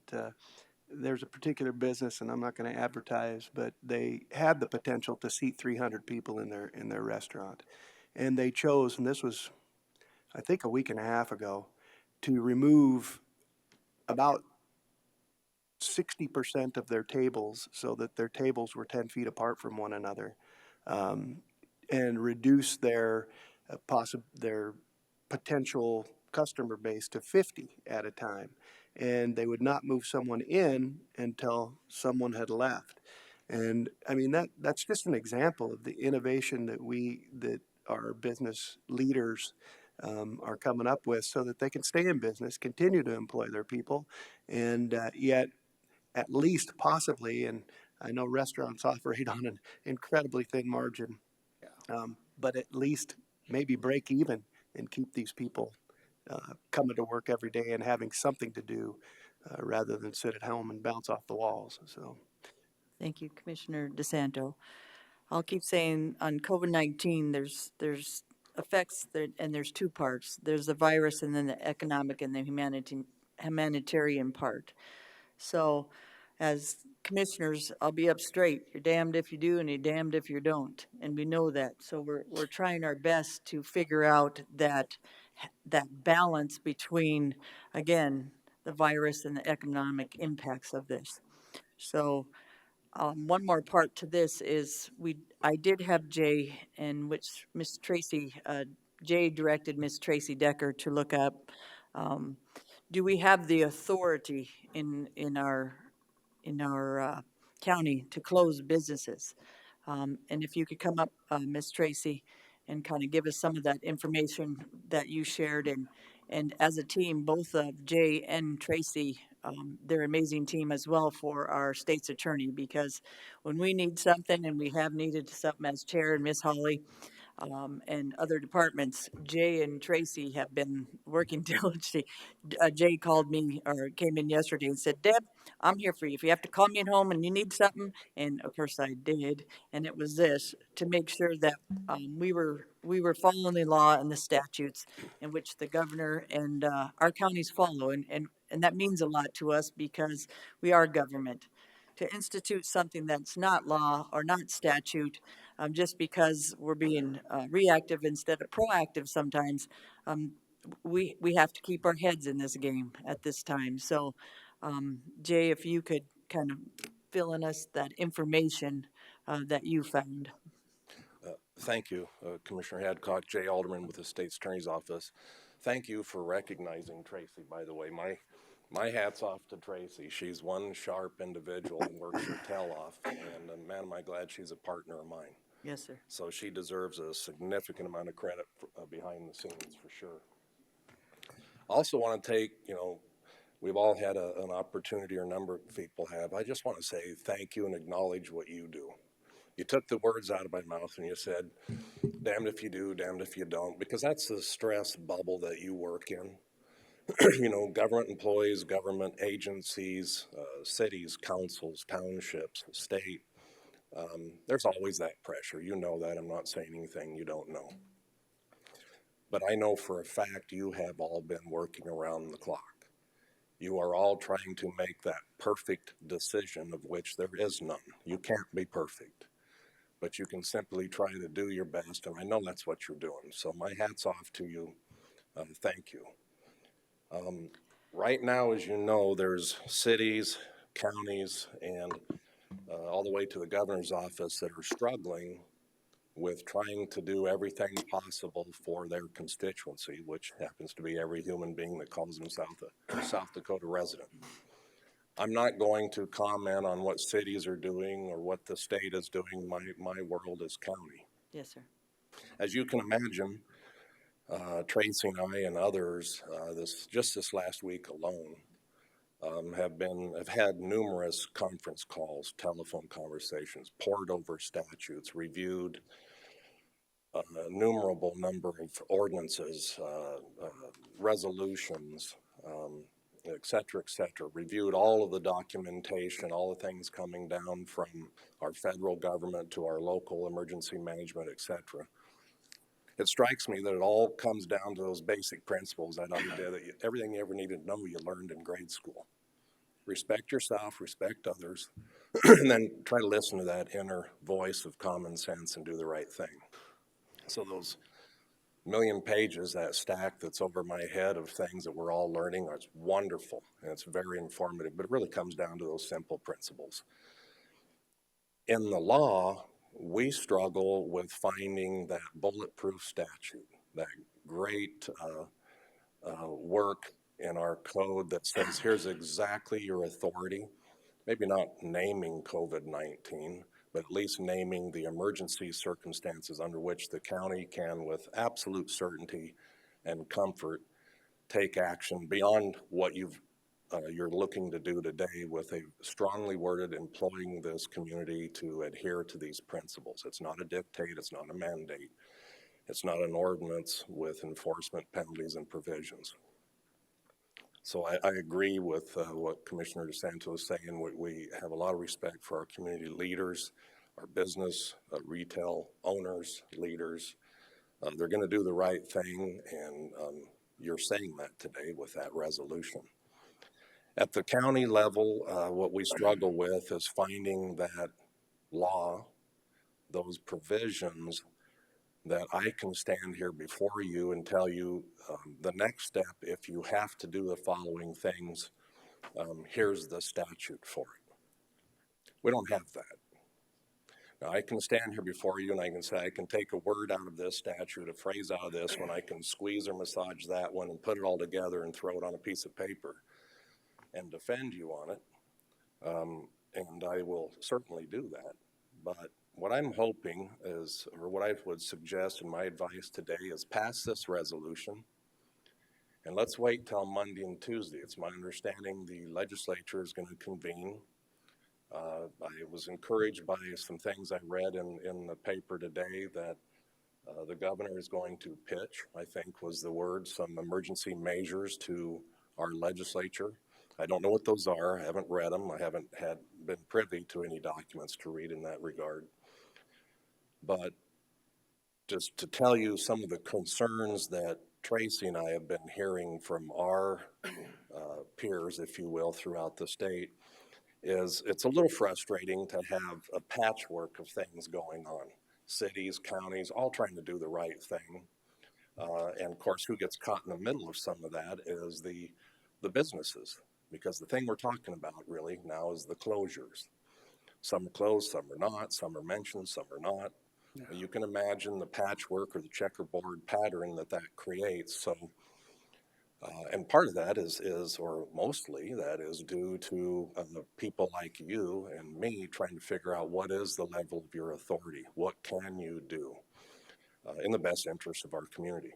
So I'm hoping that by Monday and Tuesday, if the governor doesn't feel that she has all of the tools in her toolbox to take action that she would like to take, I hope the legislature recognizes that and provides that. In that regard, one thing you could have is a uniform, consistent from the top down business model, where if things have to be closed, everyone's closed. If things have to be dealt with, they're dealt with uniformly, not patchwork from the top down. That, frankly, as I stand here, it sounds like a pretty good model to me. If that's not available, perhaps it should be available.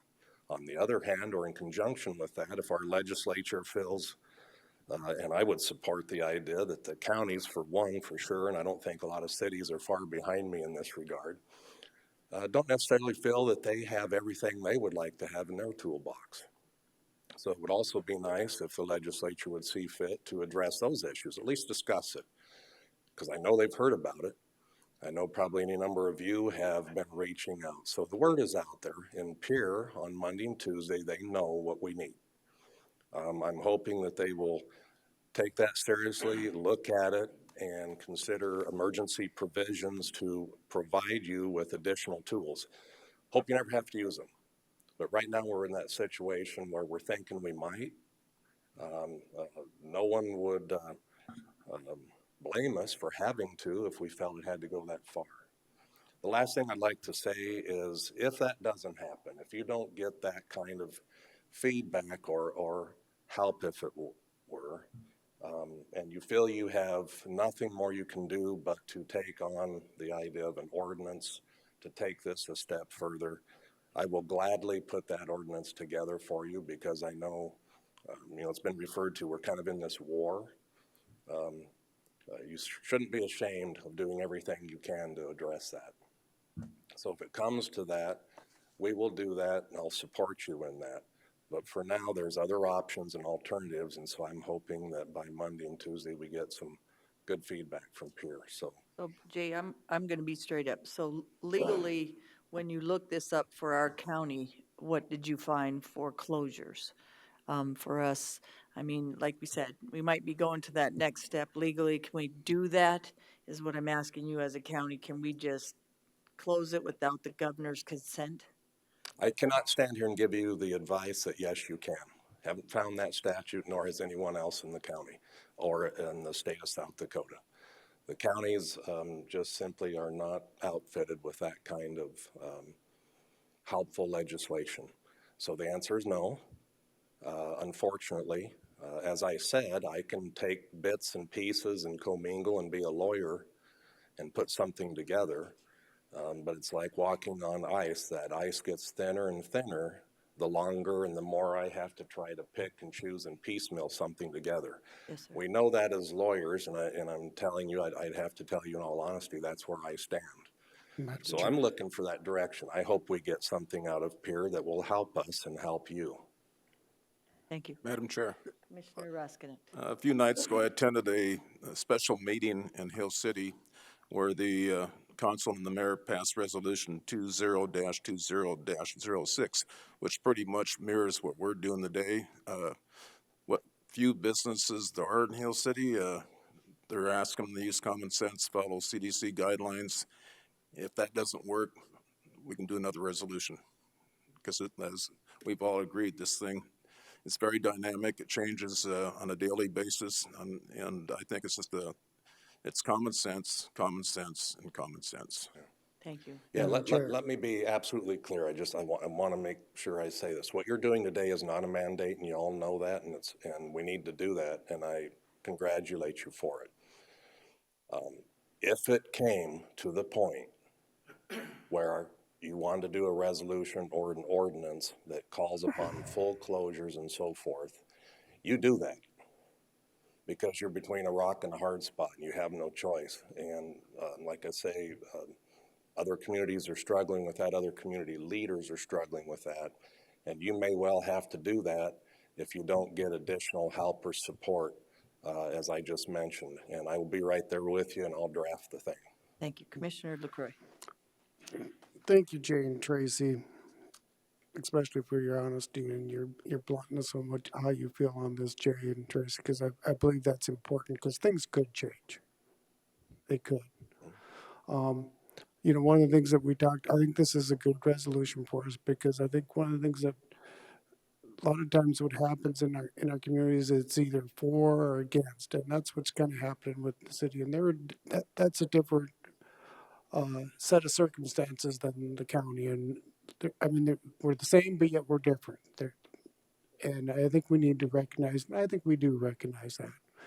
One of the things that I'd like to stress is that, we talk about being creative and creating your being able to rearrange your business to keep forward and so forth.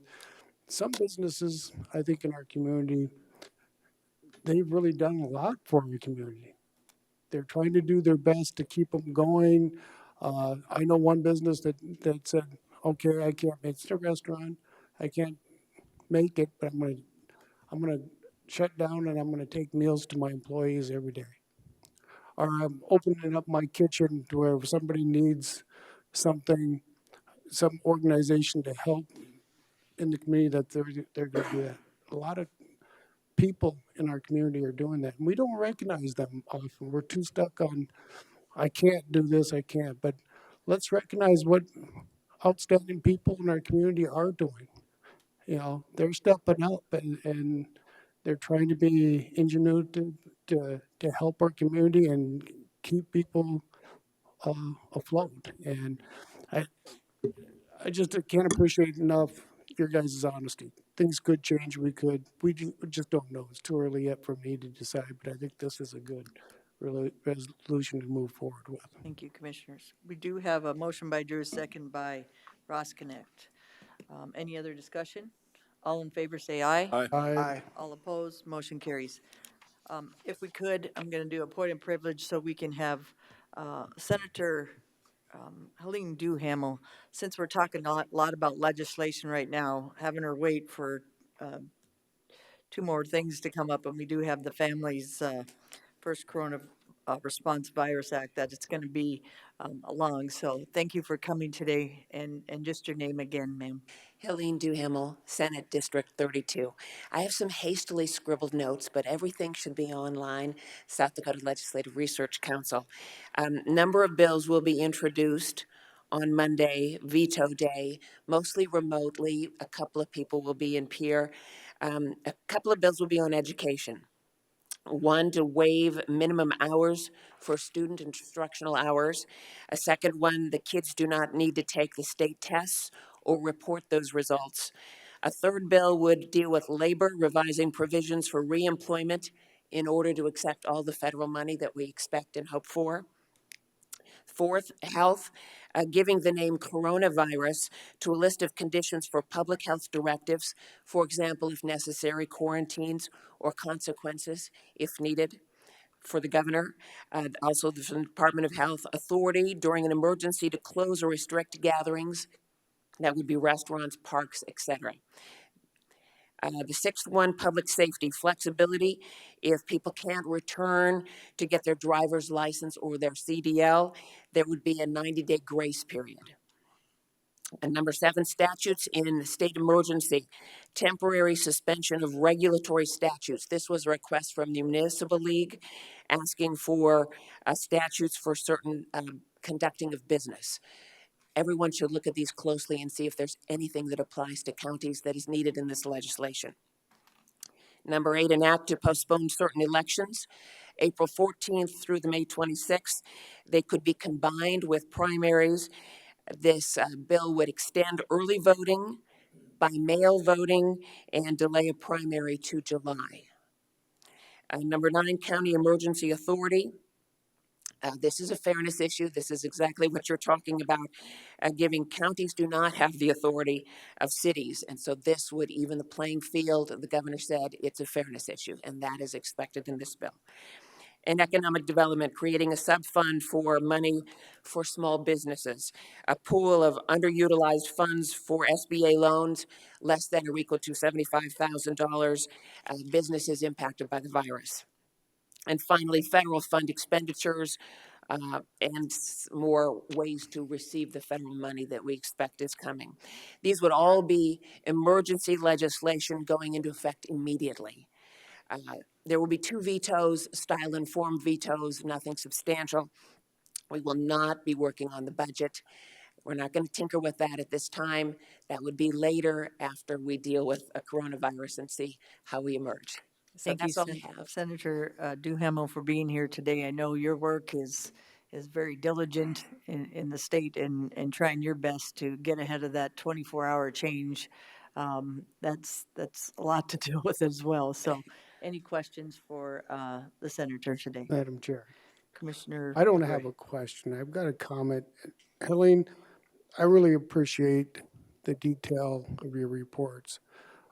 You came all the way back from here to close down on a midnight to our Black Hills Area County commissioners and officials meeting on a Friday to give us a report. And I have to admit, after 4 years I've been involved with that, that was the best report that I've ever gotten.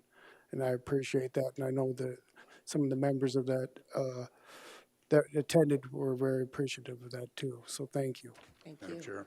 Commissioner Drews. Senator, when you say that all of these would go into effect immediately, is that requiring a 2/3 vote for approval for each of those then? Do you know? That is a good question. I guess Or I your would. rules would probably say, Yes. okay, I thank would you. expect yes. Okay. And Gary, anything on the property taxes or anything that we need to ask? Because we've been having a lot of questions through the counties. I don't think we need to ask. I was on a conference call with the governor yesterday. We talked about property taxes and was given the assurance that no consideration is being given to delay those because those property taxes that we are, as the county, we collect the taxes, but those are for property taxes, but those are used by the school districts, by the cities, by the county. Any delay in those would certainly have a drastic effect on services being provided by the various government entities. So, no, it does not indicate that there's going to be anything relative to that change what is in law. Thank you.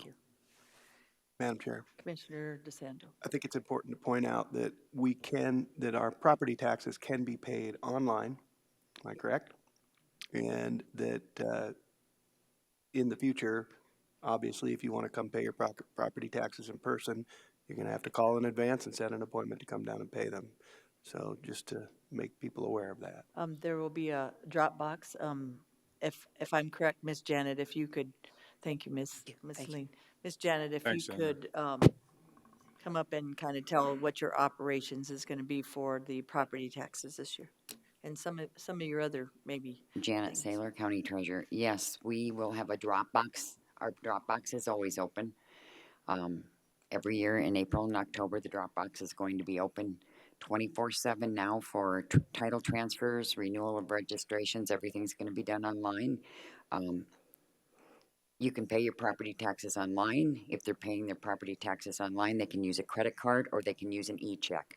Now, the price of using a credit card is 2.49%, but if you use an e-check, it's $1.95. They can mail it in or use the Dropbox. Everything we do will be done through the Dropbox because of all the paperwork we have to touch. And with the mandate of holding it for 24 hours now, people that are coming to the counter, that have been coming to the counter the last 3 days, they are putting everything in the envelope. we are putting it in a secured area and we're not touching it for 24 hours. So we would recommend that people mail, use the drop box, or pay online. So Miss Janet, what is your kiosk used for when you come in the front door to your left? The kiosk is manned by the state of South Dakota, the SST. They can do their renewals from any county. If they're from any county, they can renew their vehicles using the SST machine. And that's open 24 hours a day, 7 days a week, as will the drop boxes be.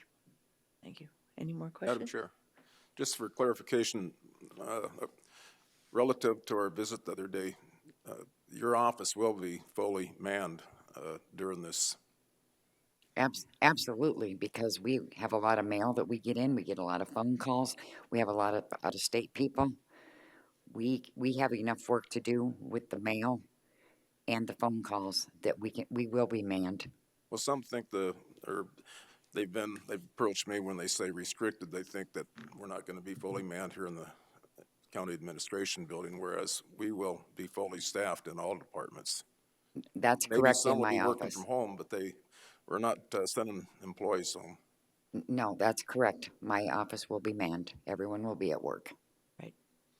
Thank you. We kind of got off subject a little bit, but I did that, so we missed a few things in between. So thank you, Ms. Janet. And we had commissioners that needed some help with some of the areas in the public so they know the facts about what's happening here. So let's go to number 10, which be Families First Coronavirus Act. And again, thank you, Ms. Senator Duhamel. You've always been very much in communication with many people in our area, and they've been appreciating you. I keep hearing that. So thank you, ma'am. Good morning, Commissioners. John Morrell, Pennington County Human Resources. So item number 10 on the agenda is a policy that we reviewed first at our special meeting on Saturday, the 21st. Very few things have changed in it other than the effective date and then a couple of other words with regard to eligibility for FMLA as well as additional emergency paid sick leave. What this policy does is basically outlines the provisions of the law. So the Families First Coronavirus Response Act, and we'll get to that under item 11. The things that we were missing last week and still don't have from the Department of Labor but are substituting a list is the essential employees with regard to the healthcare groups and as well as first responders. Initially, first responders was a very small group. So it's like, okay, you've got the deputies or the police department or fire and ambulance, that type of thing. But it's much broader than that. It includes all of our law enforcement folks. What you'll see with this policy is a memo from the Department of Homeland Security. And they actually identified what they're using to define each of these employee groups. And for the time being, until which point the Department of Labor, U.S. Department of Labor may issue that, what we're recommending is that we follow the guidance from the Department of Homeland Security. So if you look further into this, it's the third page sheet, if you will, for the healthcare/public health. It's a full page of different types of positions, and we have many of those right here in the county. On the top of the back side of that page, it speaks about law enforcement, public safety, first responders. The thing that's important to note, though, in both of those segments, it talks about the support positions that are necessary to help keep those groups of people fully functional as well. So it does include IT. It does include other support positions, our finance offices, if you will. So all of those become essential positions that would be excluded under this as well. So I just want to make sure that you understood there had been some additional information and that the effective date now, as of yesterday, it is April 1st. That's the fourth effective date that's been announced. So when we talked earlier in the meeting today about how things are evolving or rapidly changing, I would agree with that. I participate in numerous calls daily, different training events daily about the virus, have been thanks to Dustin, been allowed to participate in that community call with regard to what services and things that we have available and resources as well. But know that everybody that I've been in touch with, any of the counties, any of the other state facilities, they're all trying to do their best in making sure we have timely information and that the systems and policies that we have in place reflect whatever the news is at that point in time. What I'm going with that conversation is this. This policy, even if we say, yes, this is what we're going to do, may need to be changed next week. There may be some things that come up where there'll be some changes to different aspects of it. I don't anticipate any major changes to the law. That's kind of settled down with regard to who qualifies or which type of coverage under the emergency paid sick leave and or the extended family medical leave. But for the most part, it would come back to how it may impact our offices, and there may be better guidance or other guidance from the Department of Labor that could specify more clearly what positions they consider to be part of public safety, first responders, and or the healthcare industry. So with that, I'll stand for questions. Questions from the commissioners? Madam Chair, Commissioner DeSanto. where do we come to the amount of pay per day, the $200 a day? So a portion of that is actually at the bottom of the first page. You'll see that under the emergency paid sick leave, it talks about providing the wages, if you will. So it talks here about the additional 10 weeks of leave. On the second page, it actually talks about midway down the second page, if you would, Commissioner. It talks about the emergency paid sick leave. And that amount that they qualify for varies depending on if they're caring for themselves. Under that proposal, they would qualify for up to 2 weeks or 10 days of, if they're caring for themselves, up to $511 a day or full pay, whichever of those would be applicable. If they're providing care for someone else, and in the law, this is the interesting part, it doesn't specify that it has to be a family member. Just if they're providing care for someone else who's been afflicted by COVID-19 or has been restricted and needs to stay home, they would qualify for up to $200 a day or 2/3 of their regular pay. Any other questions? What, do we have a number of, does this cover all employees, all county employees, or just a specific group of county employees? This is for, so that's the interesting part with the law as well. Different counties and cities across the country have been seeking clarification. When it first came out, it said public sector would be covered automatically, but there was confusion with regard to possible exclusions if you had fewer than 50 or more than 500, as it applies to the private sector. There's been clarification on that, so it applies to any public sector employee or employer, if you will, that employs one employee or more. So it automatically applies to all of our county employees. And there's no exception for that. The thing that's important from a budget perspective that I want to be sure I call out, right now, private industry that are impacted and have to comply with this law beginning next Wednesday, the 1st, they're eligible for tax credits and or reimbursement from some of the new provisions that are being signed in the federal government. Public sector employers, however, do not qualify for those very same things. So there's a number of us, including myself, that have been very vocal about if that's the rules that are being applied, they need to apply to all employers, because we'll suffer from some of those very same struggles financially that other employment situations will. So I've been very involved in making sure that that's out there as well. Any follow-up? I have a comment actually, and I don't like to give lectures, but I do like to inform. And I just want people to understand this money is your money coming out of your pocket. Mm-hmm. When we look at the government assistance that we're getting, no matter what type of assistance it is, it's got to be paid for one way or another. And so I like people to understand that it doesn't just materialize out of thin air. It comes out of workers' pockets, and the more of this that we have to accept or choose to accept, our taxes are going to reflect that in the future, no doubt about it.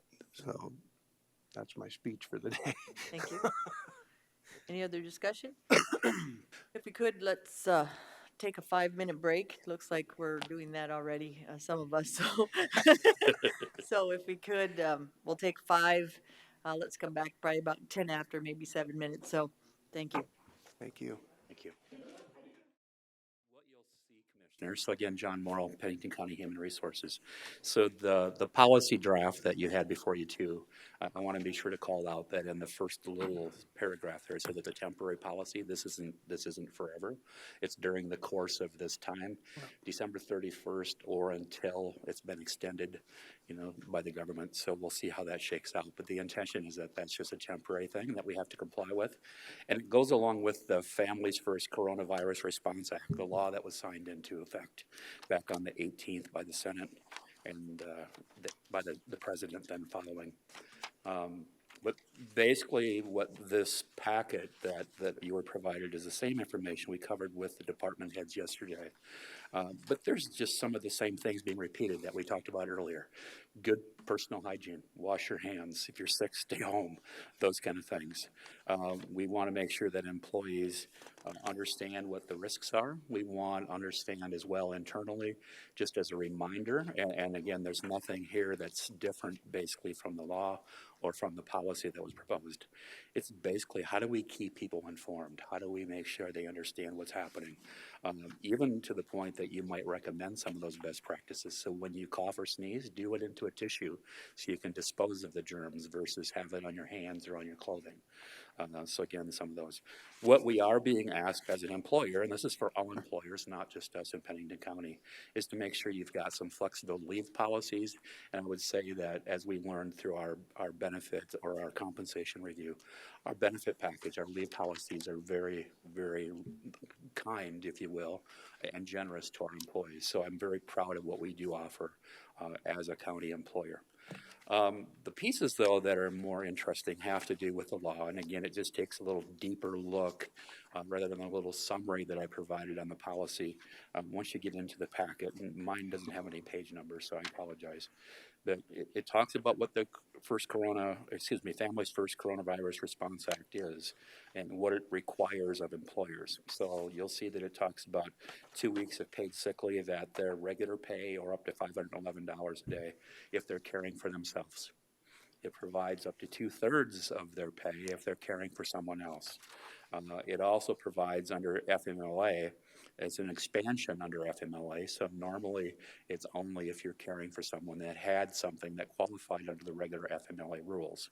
What this has done is expand that provision so FMLA would qualify, our employees could qualify for FMLA. Say, for example, the schools were closed and they needed to care for their children at home. Say, for example, their daycare providers closed and they needed to care for their children themselves at home. That's where there's the extension of an additional 12 weeks of paid leave, but those additional, 10 weeks, those additional 10 weeks then would be qualified at 2/3 of the regular pay or up to $200 a day. So all of those components are explained in this Response Act presentation that we put together for the department heads yesterday. And then again, there's some of the essential positions or essential functions as described by the Department of Homeland Security. Those are in here as well. And then what's considered essential. And then the last few pages, if you will, include the information that basically summarize, okay, this is a component of the law. What does it mean? How does it provide benefits, if you will, for our employees? So it's near the back of that packet. It says employee situation number 1, and talks about being subject to federal, state, or local quarantine or isolation related to COVID-19. On the right side then explains the benefits that our employees would be eligible for. So accrued sick leave eligible with approval may qualify for alternate work arrangements. So again, most of our departments have been very successful at lining up telework or telecommuting, which is a huge benefit to our employees, to our departments, and the citizens of the county. So if those things aren't available, however, and they're unable to do that work from home, then they'd qualify for up to 2 weeks of paid sick leave. And potentially under the FMLA expansion, they could qualify for some additional time off. So again, this is just kind of the what if on the left side and the benefits and the things that they would qualify for on the right side of each of those pages. So. Thank you, John. Any questions on what he's discussed so far? The other things we were talking about were also hiring freezes, essential and non-essential travel, and non-essential purchasing, and then 4-day work weeks. What we're looking at with these is we're working with the department heads on their guidelines and making sure we're keeping up with those guidelines on each one of those areas. And I think the word is guidelines because when we have 17 department heads, you can put a guideline on one that is not going to be the same and work for everyone. Until this becomes a part where everybody has to be the same, we will do that and know that as leadership and commissioners, we will do that. But we're trusting, which we always have, our department heads on these guidelines and knowing to the public that when we talked about 4-day work weeks, that has been discussed, that might come to pass with some of the departments and may come with all the departments because they're going to know best what works for their departments. We will keep the public and the commissioners updated on all those areas to make sure they are covered and that the public knows that we are understanding at this point that people are losing jobs and the economic crisis that's coming forward. But we believe at this time we are moving forward on how to save taxpayer dollars in areas that we are concerned, and we are doing that as department heads and as elected officials. So, in that, any questions? Madam Chair. Or concerns, commissioners? John, how do we determine or keep track of people that are needing to take this leave? How do we ascertain the information that we need to prove that they're actually taking the leave because they're taking care of someone? So, Commissioner, that's a wonderful question. And we've been given kind of a dual answer to that. So the law still allows employers to ask for that information, but every other piece of recommendation from the government has also said, please don't. The goal here is to make sure that everyone has access to the benefits as provided under the law. And in some cases, providing proof of that need is going to put additional stresses or strains on the healthcare system, et cetera, where they're very busy already dealing with other people. Simply requiring someone to get a note saying, yep, they're sick, doesn't provide any benefit other than we have confirmation that they're sick. What it really comes down to, and my recommendation is that because of the relationships we have with our employees, we work very closely with them. We understand their family structure. We know more about them, or it's probably as much about them as we do about our own families in many cases. It comes down to that relationship and that level of trust. I believe personally that most of our employees aren't going to say they need any of this if they don't. I believe that there's going to be very, very few that would be tempted to abuse this. And I think we would have the right to still request that if necessary. But my recommendation is to follow guidelines as well from most of the other providers here, is that we don't necessarily want to ask for that. Again, knowing that there will be some abuse, I think we can address that in a different way.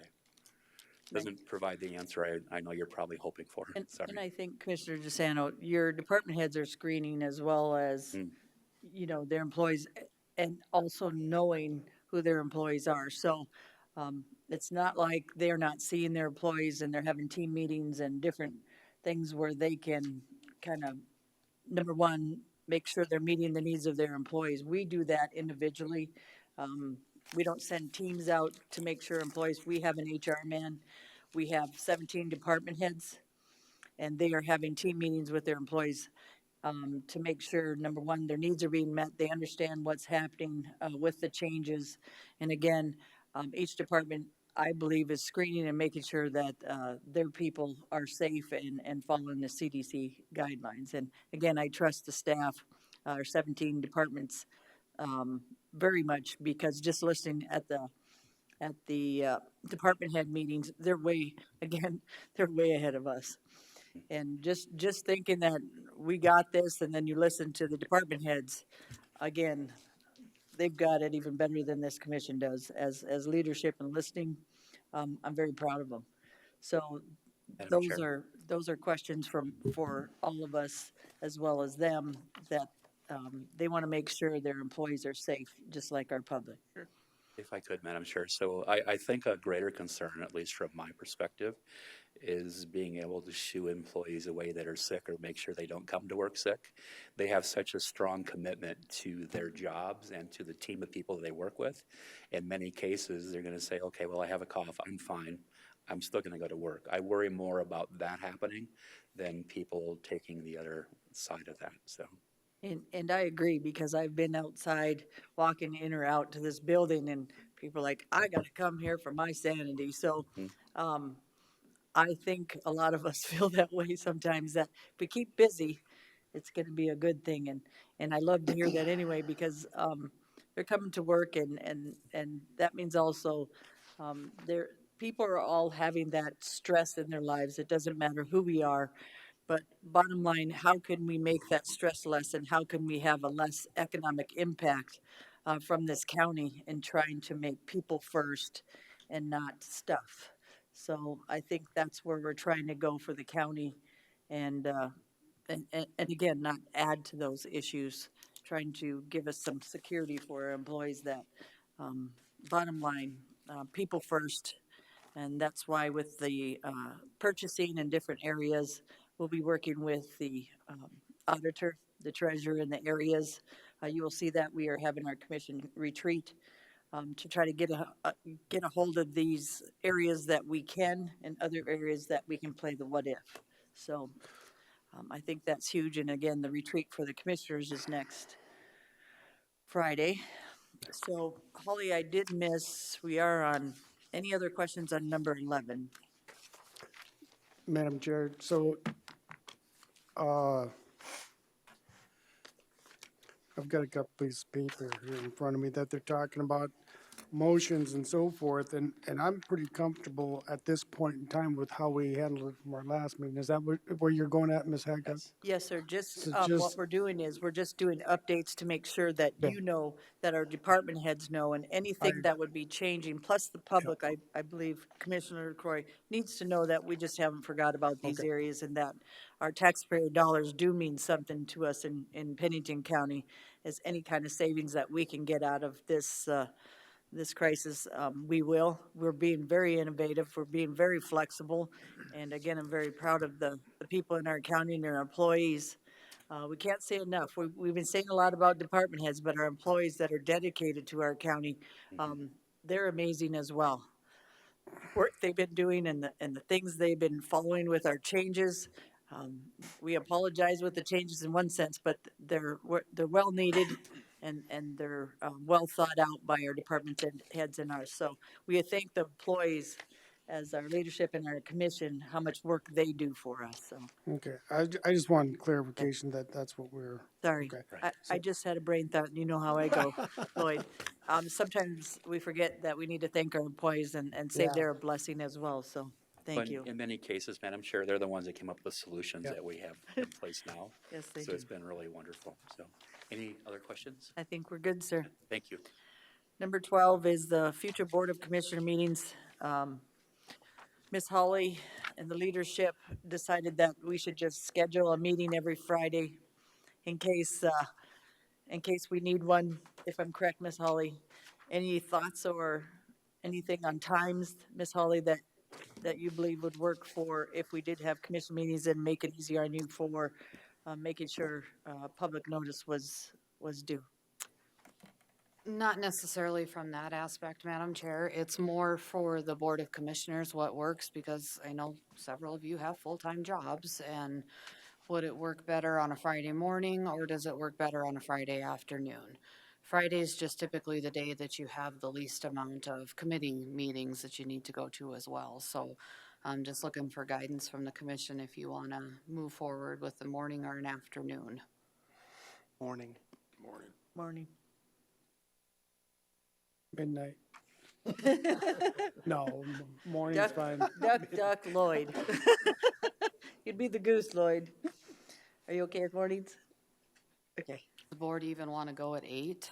I mean, there's no reason we have to stick with 9 better. if you want to get the I day would, going. I would like 9 just in case anything came up. So, and some of the department heads as well, they're looking at me like 9 would work too, just because they gotta get their morning going and then come here if that's okay, board. Fine. Okay with 9? All right. 8. Midnight. 9 it is. I think all I miss, do we have to do that in motion or we got it? It wouldn't hurt to have it in motion form. I'll make a motion that we meet on Fridays at 9 a.m. Second. Motion by Ross Connect, second by LaCroy. All in favor, say aye. Aye. All opposed, motion carries. And that's gonna be a standing order till further notice. Correct. The Okay. only change there may be, Friday, April 3rd, you have your retreat scheduled. We'll do that one at 3 PM after the retreat. And then we have equalization hearings already being scheduled. So we may have to make some adjustments there, but I will bring that forth to the board if needed. Madam Chair, I apologize. I started coming up before you left 11. I just wanted to make the board aware, since you've left this as a discretionary, I also don't want to be hiding anything from you. We have 2 openings on our attorney side. We're only going to be filling one of those. And even that won't start until August, when I expect we're probably going to be paying for some of the stuff that isn't getting done right now. Yes, sir. And similarly, we have 2 felony secretaries leaving the office. We're also only going to be filling one of those right now. Okay. So I wanted you to know that we are working on that, but also that we're cognizant of what we might be dealing with, so we're trying to put a slow on it. Okay, So thank you. just wanted the board to be aware. Thanks. The main thing is we're watching our budgets in our areas for each department. Do we have any other person? We didn't ask if the public would like to speak. Anybody would like to speak today? That we missed? Nope, just in case. And then, Holly, do we still have executive session? John, I think we took some of that stuff off at this point because we still need more discussion. Any other business of the commission that we missed? Because this is when we can discuss it at other items. Now, motion to adjourn So moved. Second. by DeSanto, second by LaCroy. All in favor, say aye. Aye. All opposed, motion carries.